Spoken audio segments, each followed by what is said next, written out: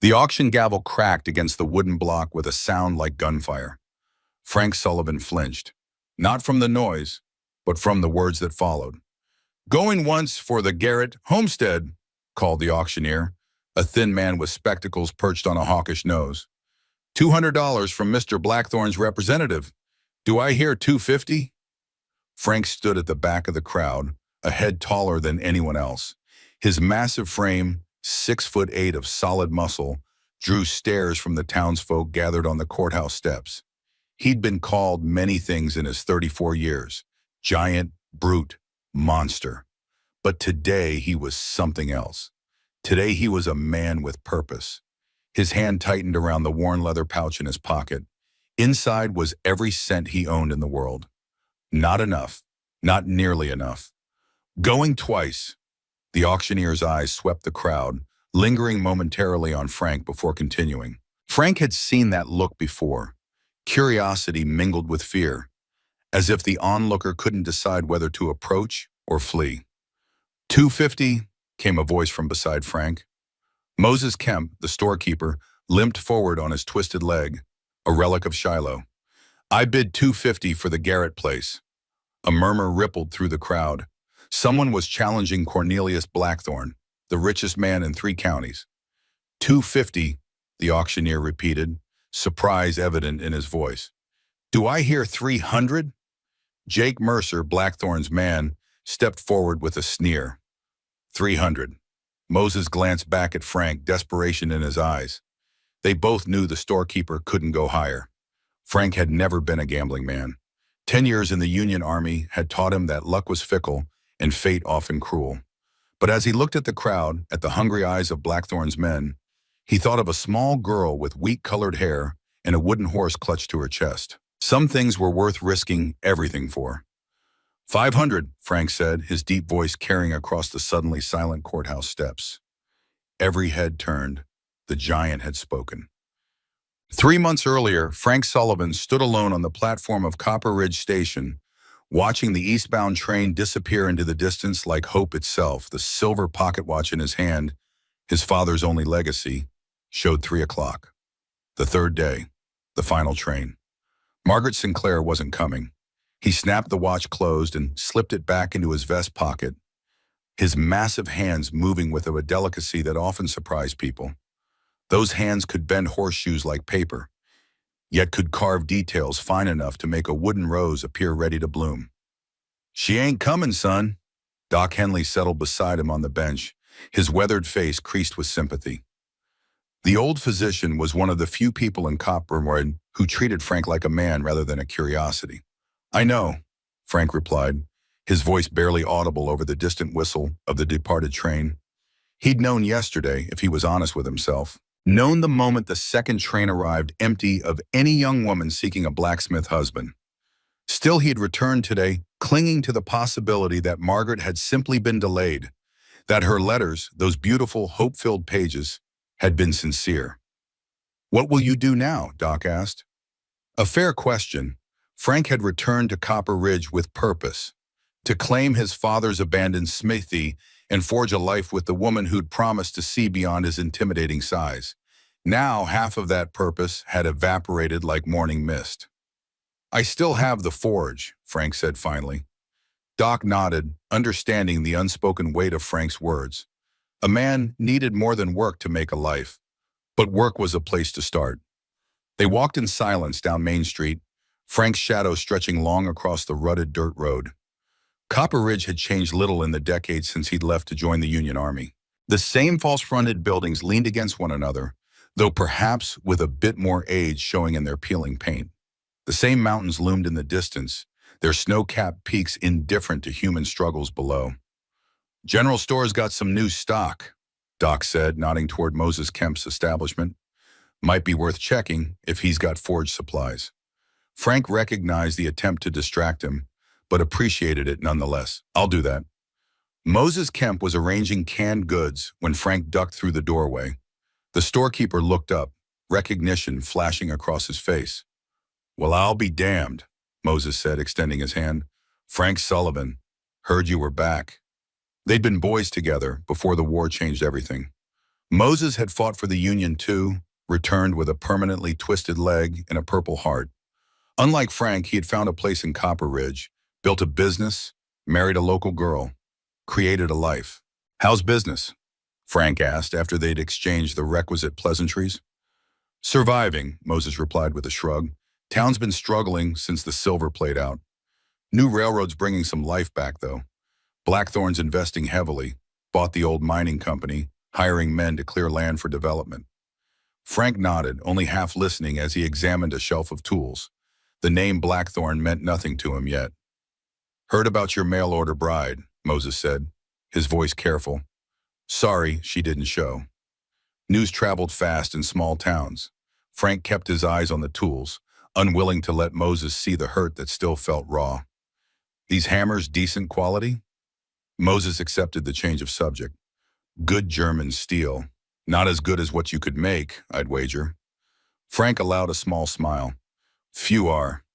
The door banged open behind them, admitting a small whirlwind of energy in the form of a young girl. 7 years old, Frank guessed, with tangled wheat blonde hair and a patched dress that had seen better days. She moved with purpose, scanning the store until her bright green eyes landed on Frank. For a moment, she simply stared, taking in his enormous frame with an evaluating gaze that seemed too mature for her years. Frank had grown accustomed to children's reactions, usually fear or morbid fascination. This child showed neither. "You're the biggest man I ever seen," she announced matter-of-factly. "But you got kind eyes." Moses coughed, hiding what might have been laughter. Frank felt heat rise in his cheeks, the familiar flush of unwanted attention. "Thank you, miss," he managed, his voice gentler than his size would suggest. "Are you a real soldier?" she asked, pointing to the faded blue jacket he wore, the only good coat he owned, a remnant of his service. "I was," Frank replied. "Not anymore." "My papa was a soldier too," she said, her chin lifting with pride. "He died being brave. Mama says he saved lots of people." Frank nodded solemnly. "I'm sorry about your father." "Did you fight in the big war? The one where brothers fought each other?" "I did." "Did you know Thomas Garrett? He was my papa." Frank froze, the name striking him like a physical blow. Thomas Garrett, the slender, quick-witted scout from his own unit. The man who'd pulled Frank from the burning wreckage of a supply wagon during the Battle of the Wilderness. The man who died doing it. "I knew him," Frank said, his voice suddenly hoarse. "He was a good man, a brave man." The girl's eyes widened. "You really knew him? For true?" "For true," Frank confirmed. "We served in the 5th Regiment together. He saved my life." She studied him with renewed interest. "My name's Penny Garrett." "Frank Sullivan," he replied, offering his massive hand. She placed her small one in it without hesitation. "Mama's been having trouble," Penny said, her voice dropping conspiratorially. "Bad men keep coming to our farm saying we gotta sell. Mama won't do it, but they're getting meaner." Moses stepped closer. "Penny, does your mother know you're in town alone?" The girl shook her head. "I snuck out. Mama's too proud to ask for help, but I'm not. Papa always said sometimes you gotta be brave and ask for what you need." She looked directly at Frank. "I need someone big and strong who ain't afraid of bad men. Someone who can shoot a gun and fix things that break. Would you help us, Mr. Sullivan, since you knew my papa?" Frank looked into the earnest face of Thomas Garrett's daughter and felt the weight of an unpaid debt settle on his shoulders. He'd never had the chance to thank Thomas for his sacrifice. Perhaps this was how the universe intended him to repay it. "Where's your farm, Penny?" he asked. "About a mile north of town," she replied. "The one with the broken fence and the big oak tree." Frank nodded. "I know it. Tell your mother you've invited a guest for supper. I'll be along shortly." Penny's face lit up with triumph. "You won't be sorry, Mr. Sullivan. Mama's the best cook in the territory, even if we don't have much." She darted toward the door, then paused. "And Mr. Sullivan, bring your gun, just in case." After she'd gone, Moses let out a low whistle. "That's one determined little girl." "Like her father," Frank agreed. "Thomas Garrett never backed down from anything." "You really knew him?" Frank nodded, memories flooding back. "He died pulling me from a burning wagon. Never got to thank him." He looked toward the door where Penny had disappeared. "Never knew he had a family here. Moses's expression grew serious.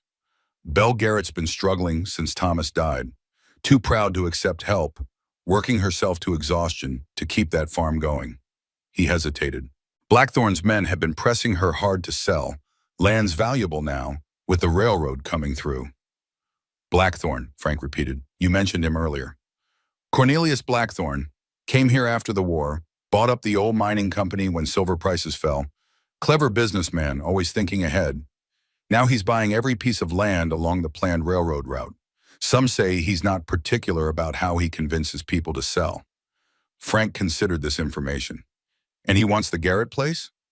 Prime location, good water supply, Moses confirmed. Belle's been holding out, but he shrugged. One woman and a child against Blackthorn's resources? It's only a matter of time. Frank's hand went to his belt, where the familiar weight of his army Colt should have been. He'd pawned it 3 towns back to buy a train ticket to Copper Ridge and Margaret Sinclair. Another dream that hadn't materialized. I'll need my gun, he said. Moses nodded, understanding. I've got a Springfield rifle that was pawned last month. Never been claimed. Consider it yours. Payment for work you'll do at the smithy. As Frank left the store with the rifle over his shoulder, he felt something he hadn't experienced in years. Purpose.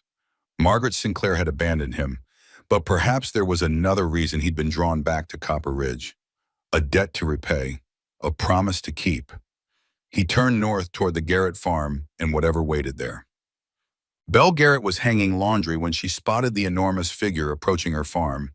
Her hands froze on the wet sheet, then moved quickly to the shotgun propped against the porch post. She'd learned the hard way that unannounced visitors rarely brought good news. The man was a giant, at least 6.5 feet tall, with shoulders broad enough to block a doorway. He wore a faded Union blue coat and carried a rifle, his pace steady and deliberate. Military bearing, she thought. Another of Blackthorn's hired guns, no doubt. The former Confederate officer had a preference for employing veterans, using their discipline and desperation to further his aims. That's far enough, she called when he reached the broken gate. She raised the shotgun, not pointing it directly at him, but making its presence clear. State your business. The giant stopped, his expression calm. Up close, she could see his face was weathered by sun and wind, with a neatly trimmed beard and eyes that didn't match his intimidating frame, pale blue and surprisingly gentle. Mrs. Garrett, he said, removing his hat. My name is Frank Sullivan. I served with your husband in the 5th Regiment. Your daughter Penny invited me to supper. Belle's grip on the shotgun tightened. My daughter is 7 years old and supposed to be in her room doing sums. She has no authority to invite anyone anywhere. As if summoned by her mother's words, Penny burst from the house, her face alight with excitement. Mama, he came. This is Mr. Sullivan. He knew Papa in the war. Penelope Jane Garrett, Belle said sternly. You are in serious trouble for going to town alone. But Mama, he knew Papa, really knew him. Penny turned to the giant. Tell her, Mr. Sullivan. Tell her how Papa saved you. Frank shifted uncomfortably under Belle's scrutiny. It's true, ma'am. Thomas pulled me from a burning supply wagon during the Battle of the Wilderness. He paused, clearly measuring his words. He didn't make it out himself. Belle's face remained impassive, but Frank saw the slight tremor in her hands. Penny, go inside, she said, her tone brooking no argument. But Mama, now Penny. The girl's shoulders slumped in defeat, but she obeyed, casting one last hopeful look at Frank before disappearing into the house. When they were alone, Belle lowered the shotgun but didn't set it aside. Mr. Sullivan, I appreciate that you knew my husband, but I'm not in the habit of entertaining strangers, especially large, armed strangers who arrive unannounced. I understand, ma'am, Frank replied. I wouldn't have come, but your daughter mentioned trouble, said men had been pressuring you to sell. A flicker of fear crossed Belle's face before she could mask it. Penny talks too much to people she shouldn't. She's worried about you.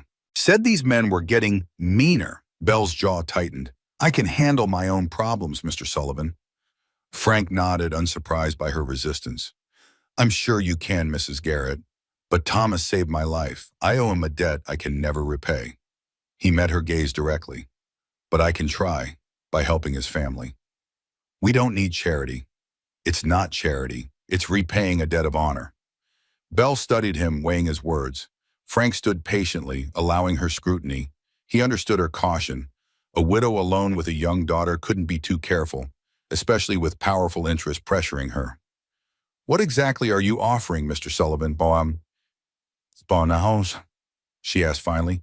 "Protection, if needed. Help with repairs." He gestured toward the broken fence, the sagging roof. "I'm a blacksmith by trade, but I can turn my hand to most work." "And what do you want in return?" The question held an edge of suspicion that made Frank's chest tighten.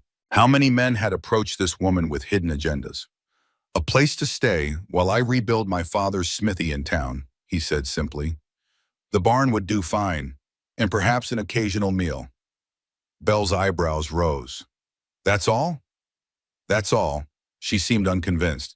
"Mr. Sullivan, men don't offer something for nothing, especially not these days." Frank considered his next words carefully. "Mrs. Garrett, your husband died saving my life. I've carried that weight for 10 years. If I can help his family now, maybe I can finally put it down." Something in his tone must have reached her, because Belle's stance softened slightly. "You really knew Thomas?" "Yes, ma'am. He was the best scout in the regiment. Brave, smart, told the best stories around the campfire." Frank smiled at the memory. "Showed me a picture of you once. Said you were the prettiest girl in Colorado Territory and twice as stubborn." A ghost of a smile touched Belle's lips. "That sounds like Thomas." From inside the house came the sound of something breaking, followed by Penny's muffled, "Oops!" Belle sighed. "That child?" She hesitated, then seemed to reach a decision. "Mr. Sullivan, I can offer you supper tonight and a place in the barn. Beyond that, we'll see." It was more than Frank had expected. "Thank you, ma'am." "Belle," she corrected. "If you're going to be sleeping in my barn, you might as well use my name." Frank nodded. "Belle." As she turned toward the house, Belle paused. "One more thing, Mr. Sullivan. I don't know what Penny told you, but we are having some difficulties. Cornelius Blackthorne wants this land for his railroad development. His men have been increasingly persuasive." Her eyes hardened. "If you're staying, you should know it might get dangerous." "I understand." "Do you?" "Blackthorne was a Confederate officer. He doesn't look kindly on Union veterans, especially those who fought under Grant." Frank's expression remained impassive. "I've faced worse than an angry ex-Confederate, Mrs. Garrett." "Belle," she reminded him. "Belle," he repeated, the name feeling strangely right on his tongue. She nodded once, then headed toward the house.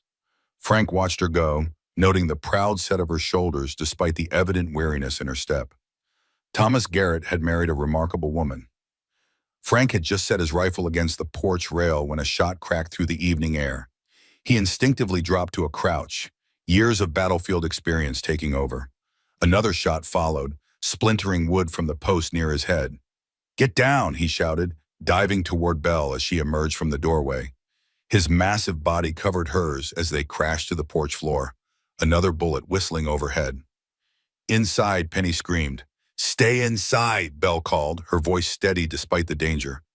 To Frank, she whispered, "Blackthorne's men. They've been shooting at the house for 3 nights running. Warning shots, getting closer each time." Frank's jaw tightened. "Where's your shotgun?" "By the door." He reached for it, keeping his body low. "How many shooters?" "3 usually." Frank nodded, formulating a plan. "When I move, get inside with Penny. Bolt the door." "What are you going to do?" Frank checked the shotgun's load. "Discourage them from coming back." Before Belle could protest, Frank rolled to the edge of the porch and fired a shot into the air. The attackers fell silent, surprised by return fire. "That's enough warning shots," Frank called, his deep voice carrying across the property. "Next one finds flesh." Silence stretched for several heartbeats. Then a voice called from the tree line. "This ain't your fight, mister. Walk away now, you won't get hurt." "I'm making it my fight," Frank replied, "and I'm not walking anywhere." Another silence, followed by muttered conversation too distant to hear clearly. Finally, "This ain't over. Tell the widow she can't hold out forever. Tell Blackthorne himself if he wants this land, he can come negotiate like a man," Frank called back. "No more skulking in the shadows." No response came. After several minutes of tense waiting, Frank heard horses moving away through the underbrush. Belle emerged cautiously from the house. Penny clutched close to her side. Are they gone? For now, Frank confirmed, rising to his full height. They'll be back, though, with more men. Belle's face was pale but determined. They always come back, each time bolder than the last. Frank studied the tree line where the shooters had hidden. We'll need to prepare, reinforce the house, establish defensive positions. He glanced at Belle. Have you reported this to the sheriff? A bitter laugh escaped her. Sheriff Williams? He's deep in Blackthorn's pocket, claims these are just land disputes that need to be settled privately. Frank nodded, unsurprised. Small-town law often bent toward money and influence. Then we handle it ourselves. Penny looked up at him, her eyes wide. Like soldiers? Despite the gravity of the situation, Frank felt a smile tug at his mouth. Like soldiers, he agreed. First rule of defense, know your ground. Tomorrow, you'll show me every inch of this farm. The girl straightened, proud to be assigned a mission. Yes, sir. Belle watched this exchange with an unreadable expression. When Penny had gone inside to set the table, she turned to Frank. Mr. Sullivan. Frank, he corrected. Frank, she acknowledged. I want to be clear about something. I'm grateful for your help tonight, but this isn't your battle. Thomas wouldn't want another man dying for his family. Frank met her gaze steadily. With respect, Belle, Thomas gave his life for mine. The least I can do is make sure his sacrifice meant something, that his family is safe. He paused. I'm not looking to dang, just to help. Belle studied him for a long moment, then nodded once. Supper will be ready soon. You can clean up at the pump out back. It was an acceptance, not fully, but it was a start. As Frank washed trail dust from his hands and face, he gazed across the Garrett farm in the fading light. Broken fences, untended fields, a roof in desperate need of repair, but good land with a natural spring and fertile soil. Worth fighting for, even without the debt he owed to Thomas. The smell of cooking drew him toward the house, some kind of stew rich with vegetables. His stomach rumbled, reminding him he hadn't eaten since morning. As he approached the back door, he heard Penny's excited voice through the open window. He's staying, Mama. The giant is staying to protect us, just like in the stories Papa used to tell. Hush, Penny, came Belle's softer reply. Mr. Sullivan is a guest, not a character from a fairy tale, and he's only staying in the barn, just for tonight. But Mama, he knew Papa, and he's big enough to scare away the bad men. Can't he stay forever? Penelope Jane, that's enough. Set the table properly now. Frank paused, not wanting to eavesdrop further. Penny's innocent hope and Belle's practical caution both made sense. He was a stranger, after all, a giant of a man who'd appeared suddenly with an old rifle and promises of protection. He would have to earn their trust. Starting tonight, Frank squared his shoulders and knocked on the back door, ready to begin repaying a decade-old debt to a fallen comrade, ready to defend Thomas Garrett's family, whatever the cost. Inside, he heard Penny's excited footsteps racing toward the door. Supper at the Garrett farm was a simple affair. Rabbit stew with vegetables from Belle's struggling garden and cornbread that still steamed when she placed it on the table. Frank sat carefully on a chair that creaked beneath his weight, acutely aware of how out of place his massive frame looked at the small family table. Penny showed no such self-consciousness. She chattered enthusiastically throughout the meal, peppering Frank with questions about her father, the war, and Frank's own adventures since. Did Papa really shoot a Confederate officer right off his horse from 300 yards away? She asked, eyes wide with admiration. Frank nearly choked on his stew. He glanced at Belle, who was watching him with an unreadable expression. Your father was an excellent marksman, Frank said carefully, but I don't recall that particular story. Papa told me that one in his letters, Penny insisted.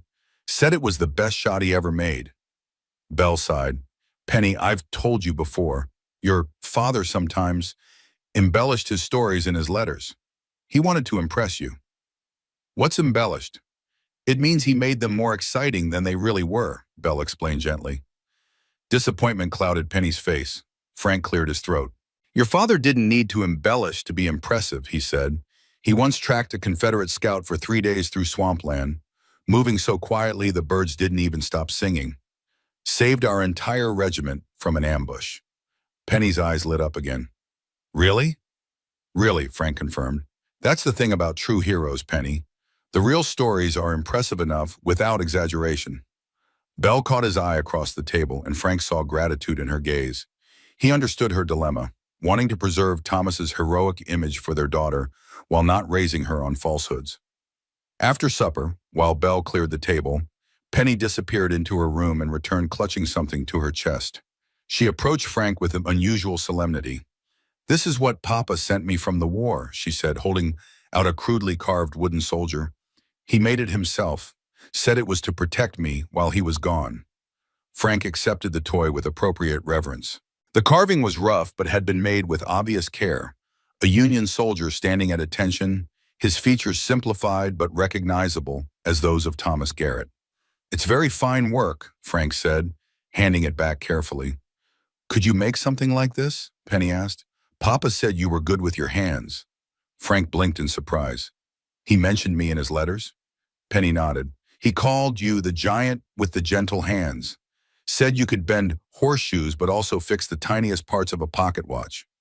Warmth spread through Frank's chest at the thought that Thomas had spoken of him to his family. "I could carve something for you if you'd like." "A horse," Penny said immediately. "Papa promised to teach me to ride when he came home." A shadow passed over Belle's face at these words. She turned away, busying herself with the dishes. "A horse it is," Frank agreed. "I'll need a good piece of wood, though." "There's oak in this wood pile," Belle said without turning around, "from a tree that fell last winter." Frank nodded, though she couldn't see him. "I'll look at it tomorrow." After helping with the dishes despite Belle's protests, Frank retired to the barn as agreed. The structure was sturdy, but showing signs of neglect. Loose boards, a small leak in the roof, empty stalls that had once housed livestock. He made a mental inventory of repairs needed as he spread his bedroll on a pile of straw. The barn was cool but comfortable enough, and certainly better than many places he'd slept during the war. From a small window, he could see the main house, a single lamp still burning in what he assumed was Belle's room. What kind of woman was she, this widow who faced down armed men with nothing but a shotgun and fierce determination? Thomas had spoken of her beauty and stubbornness, but little else. In their brief interactions, Frank had glimpsed intelligence, pride, and a bone-deep weariness she worked hard to conceal. As he drifted towards sleep, Frank found himself thinking not of Margaret Sinclair and her betrayal, but of Belle Garrett and the battles she'd been fighting alone. Perhaps they both needed what the other could provide.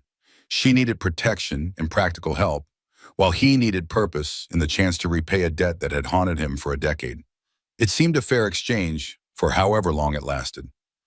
Frank woke before dawn, years of military routine embedded in his body's rhythms. He slipped outside to wash at the pump, then began a thorough inspection of the property while the household slept. The farm encompassed roughly 80 acres, with about 20 cleared for cultivation. A small orchard of apple trees stood behind the house, badly in need of pruning. The fields had been partially planted with corn and vegetables, but much of the land lay fallow. Obviously, more than one woman could manage alone.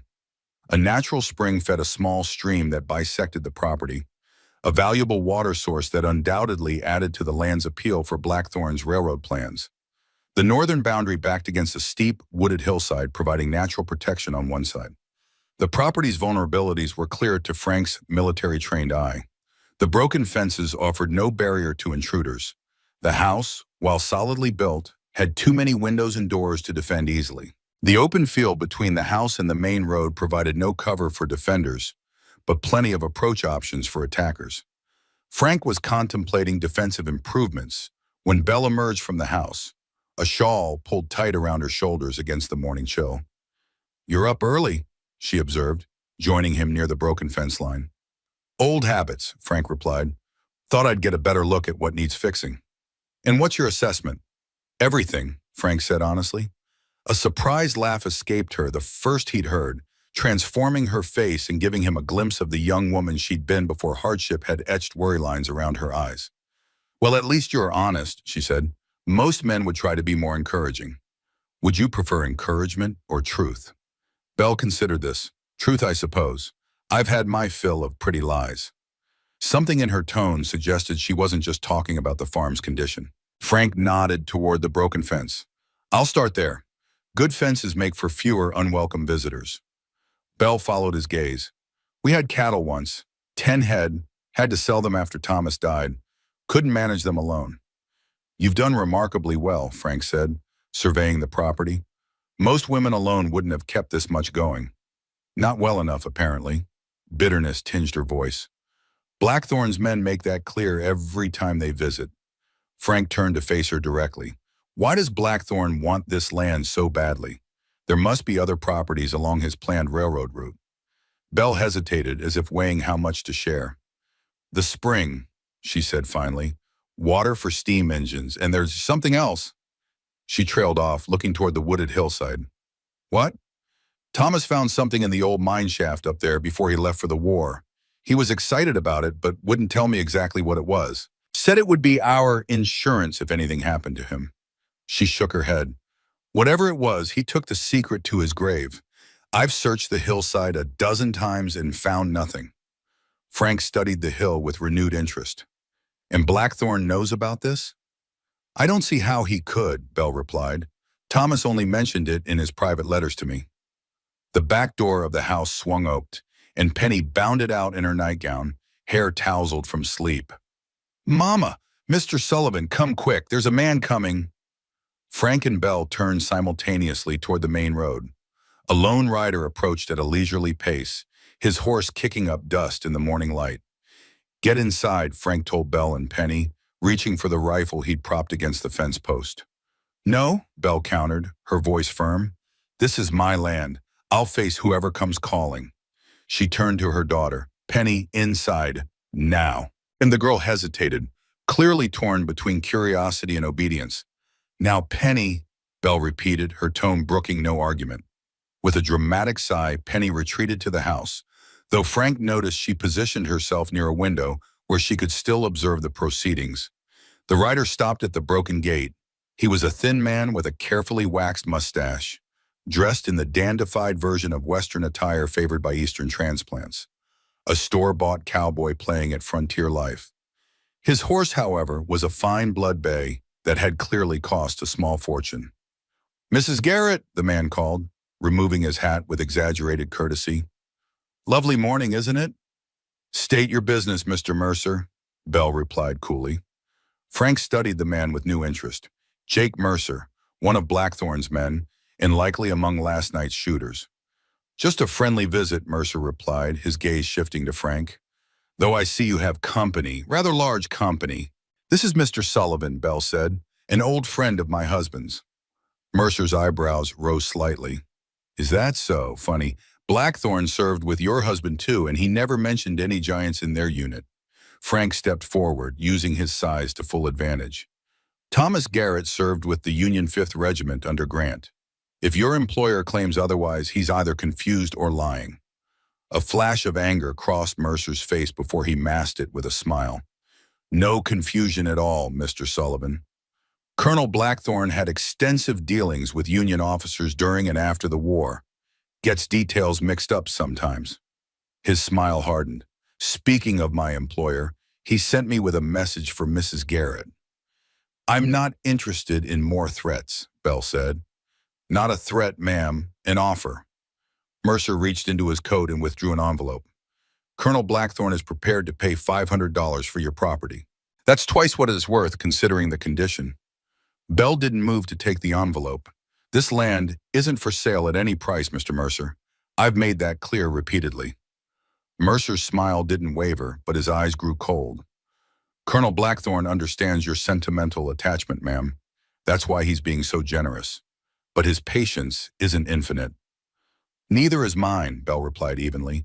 Please tell your employer that harassment and midnight shooting won't change my mind, nor will threats against a 7-year-old child. Frank's hand tightened around his rifle. You threatened her daughter? Of course not, Mercer said smoothly. Mrs. Garrett misunderstands our concern for the child's welfare. Living in such isolation with a deteriorating property, accidents happen. Children wander. It would be tragic if something befell young Penny because her mother was too stubborn to accept a generous offer. The thinly veiled threat hung in the air like gun smoke. Frank took another step forward, close enough that Mercer's horse snorted nervously and backed up. Mr. Mercer, Frank said, his voice deceptively quiet, I'd consider very carefully before making statements that could be interpreted as threats against this family. Mercer's hand drifted toward his holstered pistol. Is that a threat, Mr. Sullivan? No, Frank replied. It's advice, from one military man to another. He nodded toward the campaign ribbon barely visible on Mercer's vest. 8th Virginia Infantry, if I'm not mistaken. We might have faced each other at Cold Harbor. Surprise flickered across Mercer's face. You've got good eyes, Giant. Good enough to put a bullet between them if I see you near this property after dark again, Frank said mildly. The two men stared at each other, the air between them charged with the particular tension that exists between former enemies who recognize each other's capabilities. Finally, Mercer tucked the envelope back into his coat. I'll relay your response to Colonel Blackthorne, Mrs. Garrett, though he'll be disappointed. He settled his hat back on his head. Good day to you both. As he turned his horse to leave, Mercer added, By the way, Mr. Sullivan, the colonel expressed interest in meeting you, said something about the Battle of the Wilderness and an unpaid debt. Frank felt a chill that had nothing to do with the morning air. Tell your colonel I look forward to it. They watched in silence as Mercer rode away, dust settling in his wake. Only when he was well down the road did Belle turn to Frank, her face pale. What did he mean about the Battle of the Wilderness? Frank's expression was grim. I'm not sure, but if Blackthorne was at the Wilderness, he wasn't fighting for the Union. Thomas never mentioned him. Thomas might not have known him, Frank said. It was chaos, thousands of men fighting in dense woods, often unable to see more than a few yards ahead. He frowned, thinking. Mercer mentioned an unpaid debt. That suggests something personal. Belle studied his face. You think this Blackthorne knows who you are? That Thomas died saving you? Possibly, Frank admitted. Though how he would know that, I can't imagine. From the house, Penny called, Is the bad man gone? Belle composed her features before turning. Yes, sweetheart, he's gone. The girl bounded down the porch steps, seemingly unconcerned by the confrontation she'd witnessed. Can I show Mr. Sullivan the farm now? You promised I could be his guide. Belle hesitated, clearly still unsettled by Mercer's visit, but Frank nodded encouragingly. I could use a knowledgeable guide, especially one who knows all the secret places. Penny beamed. I know all the secret places, even ones Mama doesn't know about. Penelope Jane, Belle warned. There had better not be any places you go that I don't know about. Well, maybe just a few, Penny amended, grabbing Frank's massive hand in her tiny one. Come on, Mr. Sullivan. I'll show you the fort Papa built me before he left. As the unlikely pair set off, the giant and the little girl, Belle called after them. Be back by noon for dinner. Frank raised his free hand in acknowledgement, allowing Penny to lead him toward the orchard, her excited chatter washing over him like summer rain. Despite the morning's tension, he found himself smiling at her enthusiasm. Papa built the fort in this tree, Penny explained, pointing to a gnarled apple tree with weathered boards nailed between its branches. He said every knight needs a castle to defend. Your father was right about that, Frank agreed, examining the structure. It was well built, but suffering from 3 years of neglect, loose boards, a partially collapsed roof. Looks like your castle could use some repairs. Penny's face fell. Mama says it's too dangerous to climb now, but I still do sometimes when she's busy. She looked up at him conspiratorially. Don't tell her. How about instead I fix it so it's safe again, Frank suggested. Then you won't have to keep secrets from your mother. Penny considered this compromise. Could you make it bigger? I'm growing, you know. I'll see what I can do, Frank promised, already cataloging the materials he'd need. They continued their tour, with Penny proudly showing off every feature of the farm as if she were a grand lady displaying her estate. She knew every tree, rock, and hiding place, recounting stories of adventures shared with her father before he left for war. When they reached the wooded hillside, Penny's pace slowed. Mama doesn't like me to go up there, she confided. Says it's dangerous because of the old mine. Frank studied the overgrown path that wound up the hill. Your mother's right. Old mines can be very dangerous. But Papa used to take me partway up, Penny insisted. There's a special place where you can see all the way to town on clear days. He called it our lookout post. Frank glanced back toward the house where Belle was hanging laundry. Well, if we don't go near the mine entrance, Perhaps we could visit this lookout post, with your mother's permission, of course. Penny's face brightened. Really? You'll ask her? I will, Frank promised. But first, let's finish our tour of the lower property. By the time they returned to the house for the midday meal, Frank had a comprehensive understanding of the Garrett farm, its strengths, vulnerabilities, and potential. More importantly, he'd won Penny's complete trust, evidenced by the way she now chattered to him without reservation, as if they'd known each other for years rather than hours. Over a simple meal of cornbread and beans, Frank outlined his plans for immediate repairs. The fence is priority, he explained to Belle, not just for protection, but to clearly mark property boundaries. Then the roof. There's a leak over the kitchen that needs attention before it gets worse. Belle nodded, her expression carefully neutral. There's no money for materials. I have some savings, Frank said. It wasn't entirely true. Most of his funds had gone toward his journey to meet Margaret, but he still had enough for essential supplies. Moses will extend credit for the rest, I'm sure. I can't ask you to... You're not asking, Frank interrupted gently. I'm offering. Belle's eyes flashed. Mr. Sullivan. Frank, he corrected. Frank, she acknowledged with a hint of exasperation. I appreciate your help, but I can't accept your money. We barely know each other. Then consider it an investment, Frank suggested. When the farm is productive again, you can repay me. Belle studied him with those penetrating green eyes that seemed to look straight through his carefully constructed explanations to the truth beneath. Why are you really doing this? And don't say it's just about repaying Thomas. Frank considered his answer carefully. When I came back to Copper Ridge, I was looking for a new start. I thought that would be with Margaret Sinclair, my mail-order bride who never arrived. He looked down at his massive hands resting on the table. Instead, I found a chance to help a family in need, to use my skills for something worthwhile. He met Belle's gaze. I've spent 10 years wandering, Mrs. Garrett, fighting other people's battles, working whiles that meant nothing. For the first time in a long while, I feel like I'm exactly where I'm supposed to be. Something in his words seemed to reach her, because Belle's defensive posture softened slightly. All right, she said finally, we'll accept your help on one condition. Name it.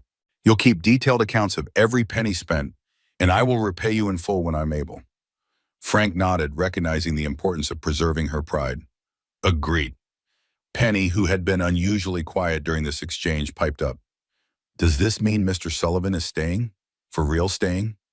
Belle and Frank exchanged a look. For now, Belle said carefully, while he helps with repairs. Penny clapped her hands. Then he can make me a horse like he promised. A wooden horse, Frank clarified, seeing Belle's alarmed expression, for Penny to play with. Papa promised me a real one, Penny said matter-of-factly, but he can't give it to me now, so a wooden one will do until I'm bigger. An awkward silence fell. Frank cleared his throat. Speaking of repairs, I should head to town for supplies if I'm going to start on the fence tomorrow. Can I come? Penny asked eagerly. Not today, Belle replied firmly. You have lessons to complete. Penny's face fell. But Mama, no arguments, Penny. Belle's tone was final. To Frank she said, take the wagon. It's old but serviceable. The harness is in the barn. Frank nodded, recognizing his dismissal. As he rose from the table, Belle added, be careful in town. Blackthorn has eyes everywhere. I will, Frank promised. As he hitched the elderly mare to the wagon, Frank reflected on how quickly his life had changed. 3 days ago, he'd been waiting for a bride who never came. Now he was defending a widow and child against a powerful enemy, committing his resources and possibly his life to their protection. Thomas would approve, he thought. And for the first time since receiving Margaret's curt letter of rejection, Frank felt truly at peace with his change in circumstances. The road to town wound through rolling hills, the landscape still showing the fresh green of spring. Frank used the solitary journey to think through everything he had learned about the Garrett situation. Blackthorn's interest in the property clearly went beyond its value for railroad development. The spring was valuable, certainly, but not enough to justify the persistent harassment. There had to be something more, perhaps connected to whatever Thomas had discovered in the old mine. Frank made a mental note to ask Belle more about the mine's history. If it had been a silver operation like many in the area, Perhaps Thomas had found a new vein that justified reopening it. His thoughts were interrupted as he crested a hill and spotted three riders approaching from the direction of town. Frank slowed the wagon, his hand moving instinctively to the rifle beside him.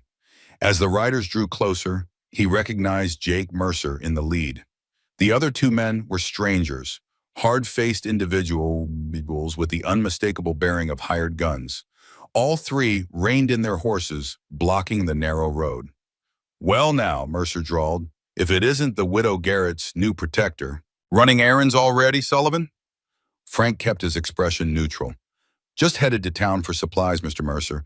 I'd appreciate it if you'd clear the road." Mercer made a show of looking around. "Public road, isn't it? We've got as much right to be here as you." "Then you won't mind if I continue on my way," Frank replied, gathering the reins to urge the mare forward. One of Mercer's companions moved his horse directly into the wagon's path. "Not so fast, Giant. Colonel Blackthorne sent us to deliver a message." Frank sighed inwardly. Another offer for the Garrett place? Mrs. Garrett already gave her answer this morning. "Not an offer," Mercer said, his affable mask slipping to reveal the predator beneath. "A warning. Colonel Blackthorne doesn't appreciate outsiders interfering in his business dealings." "I'm hardly an outsider," Frank countered. "I grew up in Copper Ridge." "You've been gone a long time," Mercer observed. "Things change. People change. This territory belongs to men of vision now, men like Colonel Blackthorne. And men who do his bidding," Frank added, looking pointedly at Mercer. The thin man's face hardened. "Watch yourself, Sullivan. Accidents happen on these roads. A broken wagon wheel, a spooked horse. A man could get seriously hurt, especially if he's all alone." Frank set the brake on the wagon and stood to his full height. Even seated on horseback, the three men had to look up at him. "That sounds remarkably like a threat, Mr. Mercer." "Just stating facts," Mercer replied, though he edged his horse back slightly. "Big as you are, you can't watch the widow and her brat every minute of every day. Sooner or later, you'll slip up. And when you do—" He left the sentence unfinished, its implication hanging in the air. Frank's hand tightened on the rifle. "Mr. Mercer, I've faced Confederate artillery, Comanche raiders, and Montana blizzards. If you think three hired guns are going to frighten me away from helping a friend's widow, you've seriously misjudged the situation." The second gunman, a burly man with a scar across his cheek, laughed. "Big talk from a man outnumbered 3-1. Numbers don't always determine the outcome," Frank said calmly, as the 8th Virginia learned at Gettysburg. Mercer's face flushed with anger at the reference to his former regiment's defeat. "You'd be wise to watch your mouth, Sullivan. And you'd be wise to remember that threatening women and children doesn't make you a man of vision," Frank replied. "It makes you a coward." For a tense moment, Frank thought Mercer might draw his pistol. Instead, the thin man forced a cold smile. "Colonel Blackthorne will be most interested to hear about your dedication to the Garrett family. He's particularly eager to meet you." "The feeling's mutual," Frank assured him. Mercer nodded to his companions, and they moved their horses aside. "Enjoy your trip to town, Sullivan. Remember what I said about accidents." As they rode past, the scarred gunman deliberately knocked into the wagon, causing it to rock. Frank remained standing, steady as a mountain, until the three men disappeared over the hill. Only then did he release the breath he'd been holding and settle back onto the wagon seat. The confrontation confirmed his suspicions. Blackthorne saw him as a serious obstacle and was escalating his intimidation tactics, which meant Belle and Penny were in even greater danger than before. Frank flicked the reins, urging the old mare toward town with new urgency. He needed supplies, yes, but more importantly, he needed information about Cornelius Blackthorne, his history, his operations, and his true interest in the Garrett property. And he knew exactly where to start looking. The general store in Copper Ridge served as more than just a place to purchase supplies. It was the heart of the community, where news and gossip flowed as freely as the coffee Moses Kemp kept brewing on the pot-bellied stove. When Frank entered, conversation stilled momentarily as the locals took in his massive frame, then resumed with increased intensity, now focused on his presence. Moses limped forward, extending his hand. "Frank, didn't expect to see you so soon." "Need supplies," Frank explained, shaking the storekeeper's hand. "Fence posts, nails, roofing materials." Moses raised an eyebrow. Sounds like you're settling in at the Garrett place.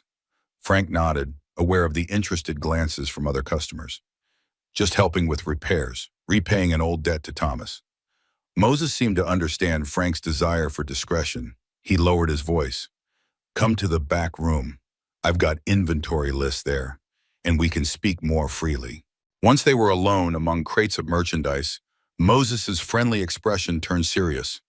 You should know people are talking. Word spread that the giant is staying at the widow Garrett's place.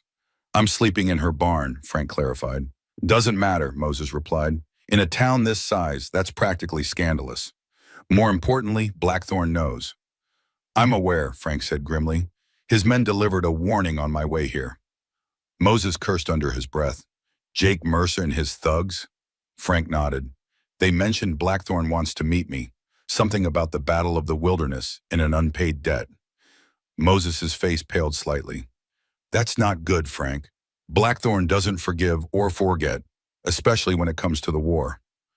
What do you know about him? Frank asked. Moses glanced toward the doorway, ensuring they were still alone. Cornelius Blackthorn was a Confederate colonel, 23rd Virginia Infantry. They fought at the Wilderness, same as your unit. After the war, he headed west with money no one can explain, bought the failing silver mine, then started accumulating land when the railroad announced its planned route. Legitimate business ventures? Moses shrugged. On the surface, but there are rumors.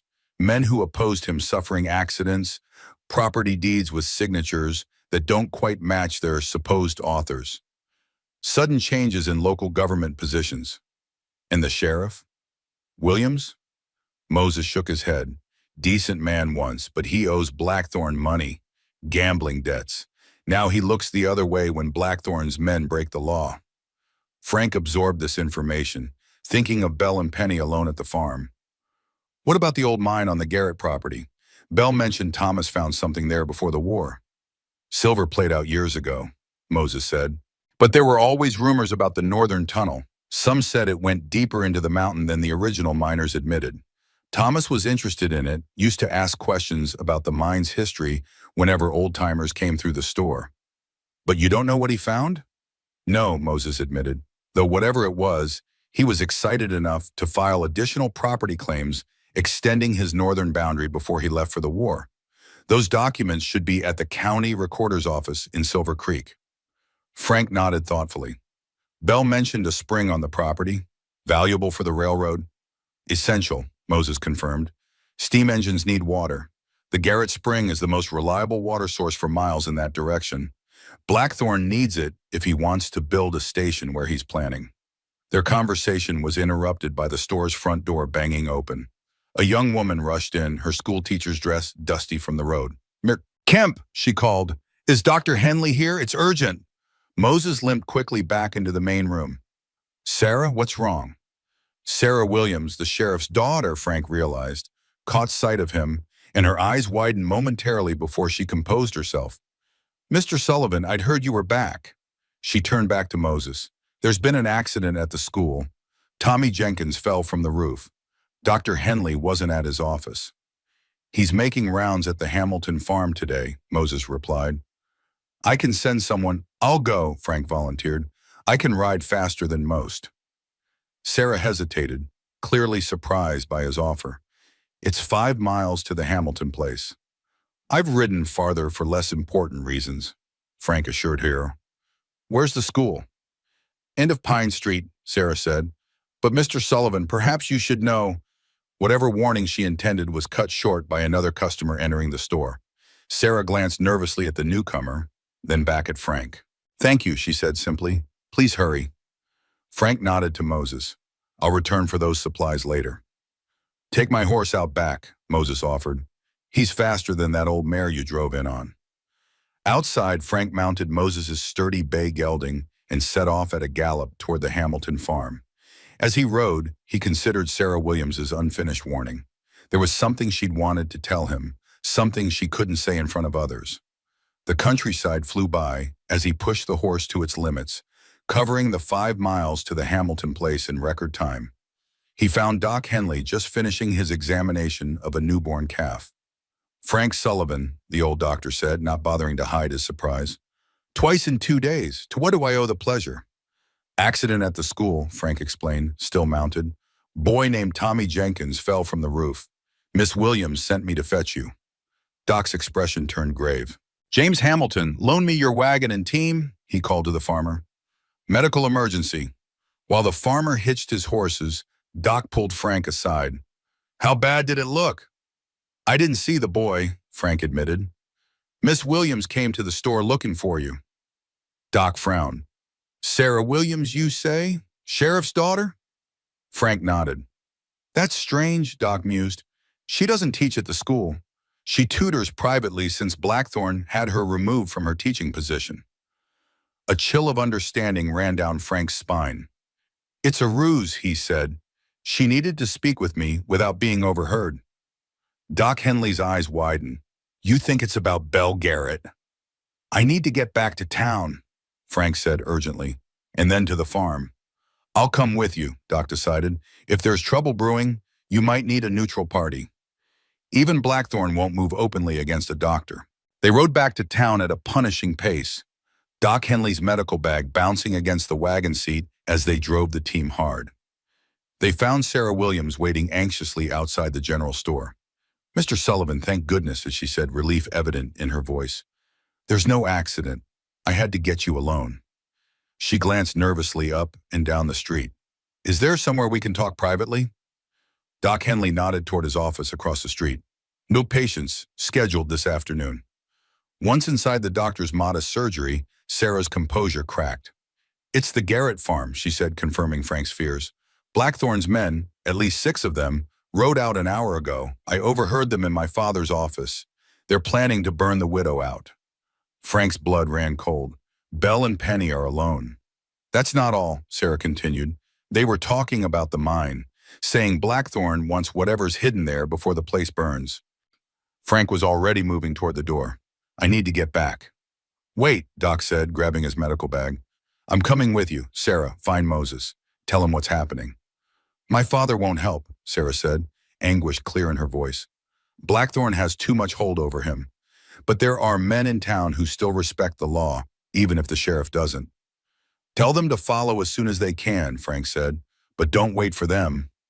Outside, he mounted Moses's bay while Doc Henley climbed back into his wagon. I'll ride ahead, Frank told him. Get there as fast as you can. Without waiting for a response, Frank dug his heels into the horse's flanks, urging it to a gallop. The wind whipped at his face as he bent low over the animal's neck, pushing it to its limits. In his mind, he could see Belle facing down Blackthorne's men alone, Penny hiding terrified in the house. He'd been gone too long. He should never have left them. The road seemed endless, each familiar landmark passing too slowly. When he finally crested the hill that overlooked the Garrett farm, his worst fears were confirmed. Smoke rose from the barn, and several riders circled the main house like wolves around wounded prey.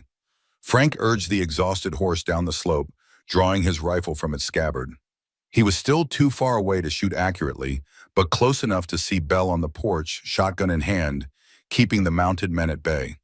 There was no sign of Penny. One of the riders spotted Frank's approach and shouted a warning.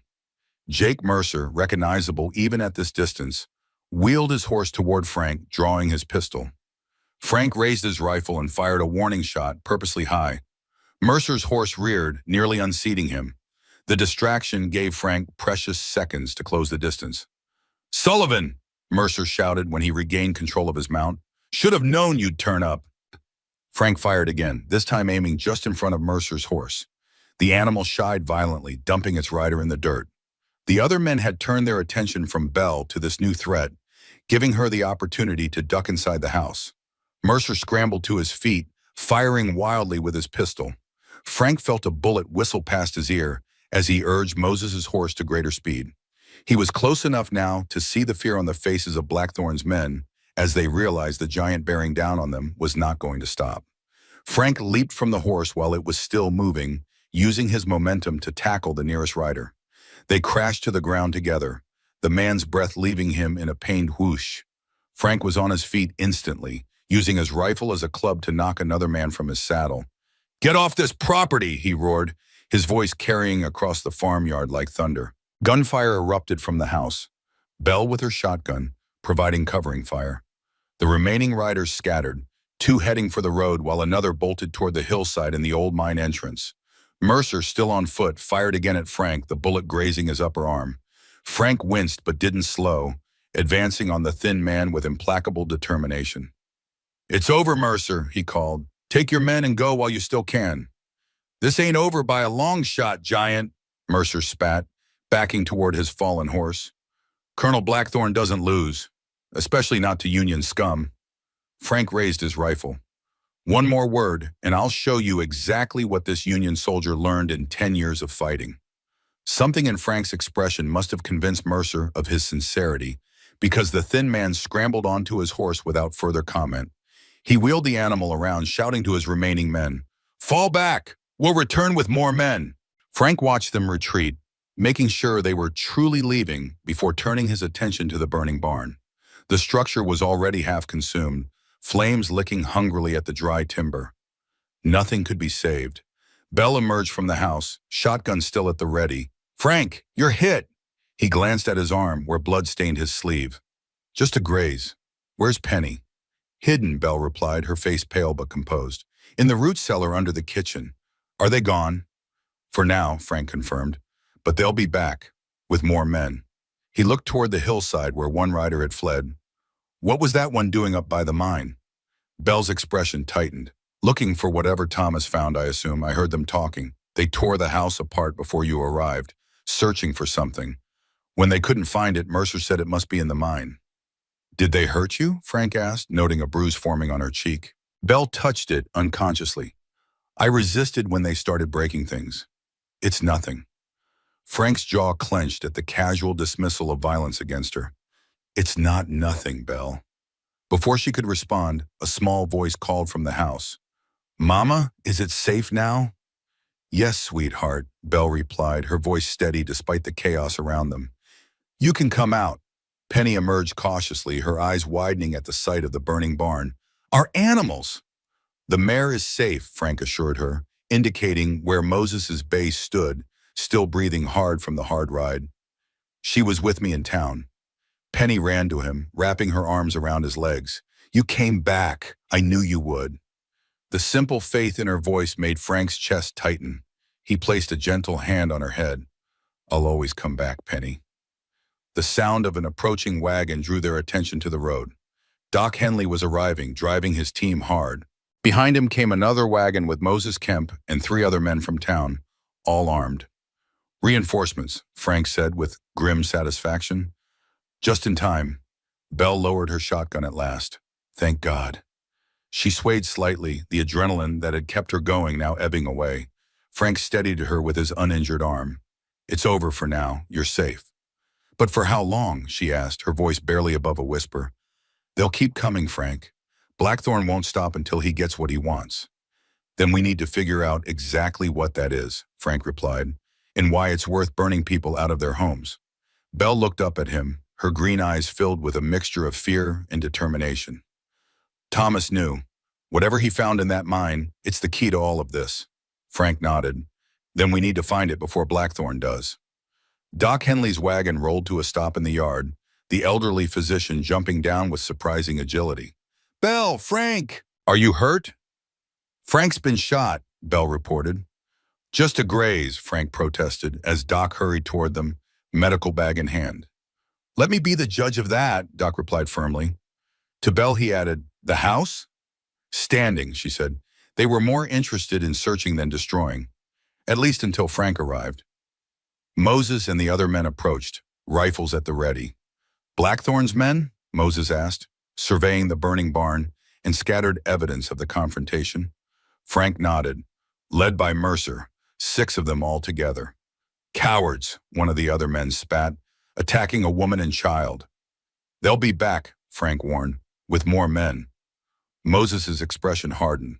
"Not if we can help it. Half the town's arming up, Frank. Blackthorne's gone too far this time." "It won't stop him," Bell said wearily.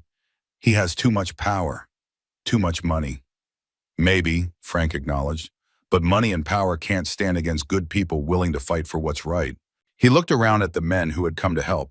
Ordinary townspeople who'd risked Blackthorn's wrath to defend a widow and child. And it seems Copper Ridge still has plenty of those. Doc Henley was examining Frank's arm, cleaning the wound with practiced efficiency. "You're lucky," he pronounced. "Another inch, and you'd have lost the use of that arm." "Wouldn't be the first time luck was on my side," Frank replied, thinking of Thomas Garrett's sacrifice. To Bell, he said, "We need to talk about the mine, about what Thomas might have found there." Bell nodded, her expression troubled. "There's something I haven't told you. Thomas left a journal, his survey notes and observations about the property. I've kept it hidden since his death." "Why hidden?" Frank asked. "Because the last entry—" Bell hesitated. "The last entry mentioned Blackthorn by name. Thomas wrote that if anything happened to him, I should trust no one with the journal except the giant with the gentle hands." Frank stared at her in shock. "He wrote that? About me?" Bell nodded. "I didn't understand the reference until you arrived yesterday. Thomas never mentioned you by name in his letters home. Just referred to you as the giant occasionally. I thought it was just a figure of speech." "Where is this journal now?" Frank asked. "Hidden in a place only I know," Bell replied. "I'll get it once it's safe." The sound of more horses approaching caused everyone to tense, weapons raised toward the road. But it was Sarah Williams who appeared, riding astride like a man, her schoolteacher's dress hiked scandalously above her ankles. "Riders coming," she called as she reached them. "At least 20 men, led by Blackthorn himself. They're 10 minutes behind me." Moses cursed. 5 of us against 20? Those aren't good odds, even with Frank on our side. "We need to leave," Doc Henley urged. "Get Bell and Penny to safety in town." But Frank was thinking of the journal, of the secret Thomas had deemed important enough to hide, important enough to mention Blackthorn by name. "No," he said firmly. "We make our stand here." Bell looked at him in disbelief. "Frank, there are 20 armed men coming to kill us." "Not to kill," Frank corrected, "to find what Thomas discovered. Which means they need this place attacked, and they need you alive to tell them where to look." Understanding dawned in Bell's eyes. "You want to use us as bait." "Not you," Frank said. "Me. And not as bait, as a negotiator." He turned to Moses. "How well do you know the old mine workings?" "Well enough," Moses replied cautiously. "My father worked there before the silver played out." "Is there another entrance, besides the main one on the hillside?" Moses thought for a moment. "There's an old air shaft on the north side.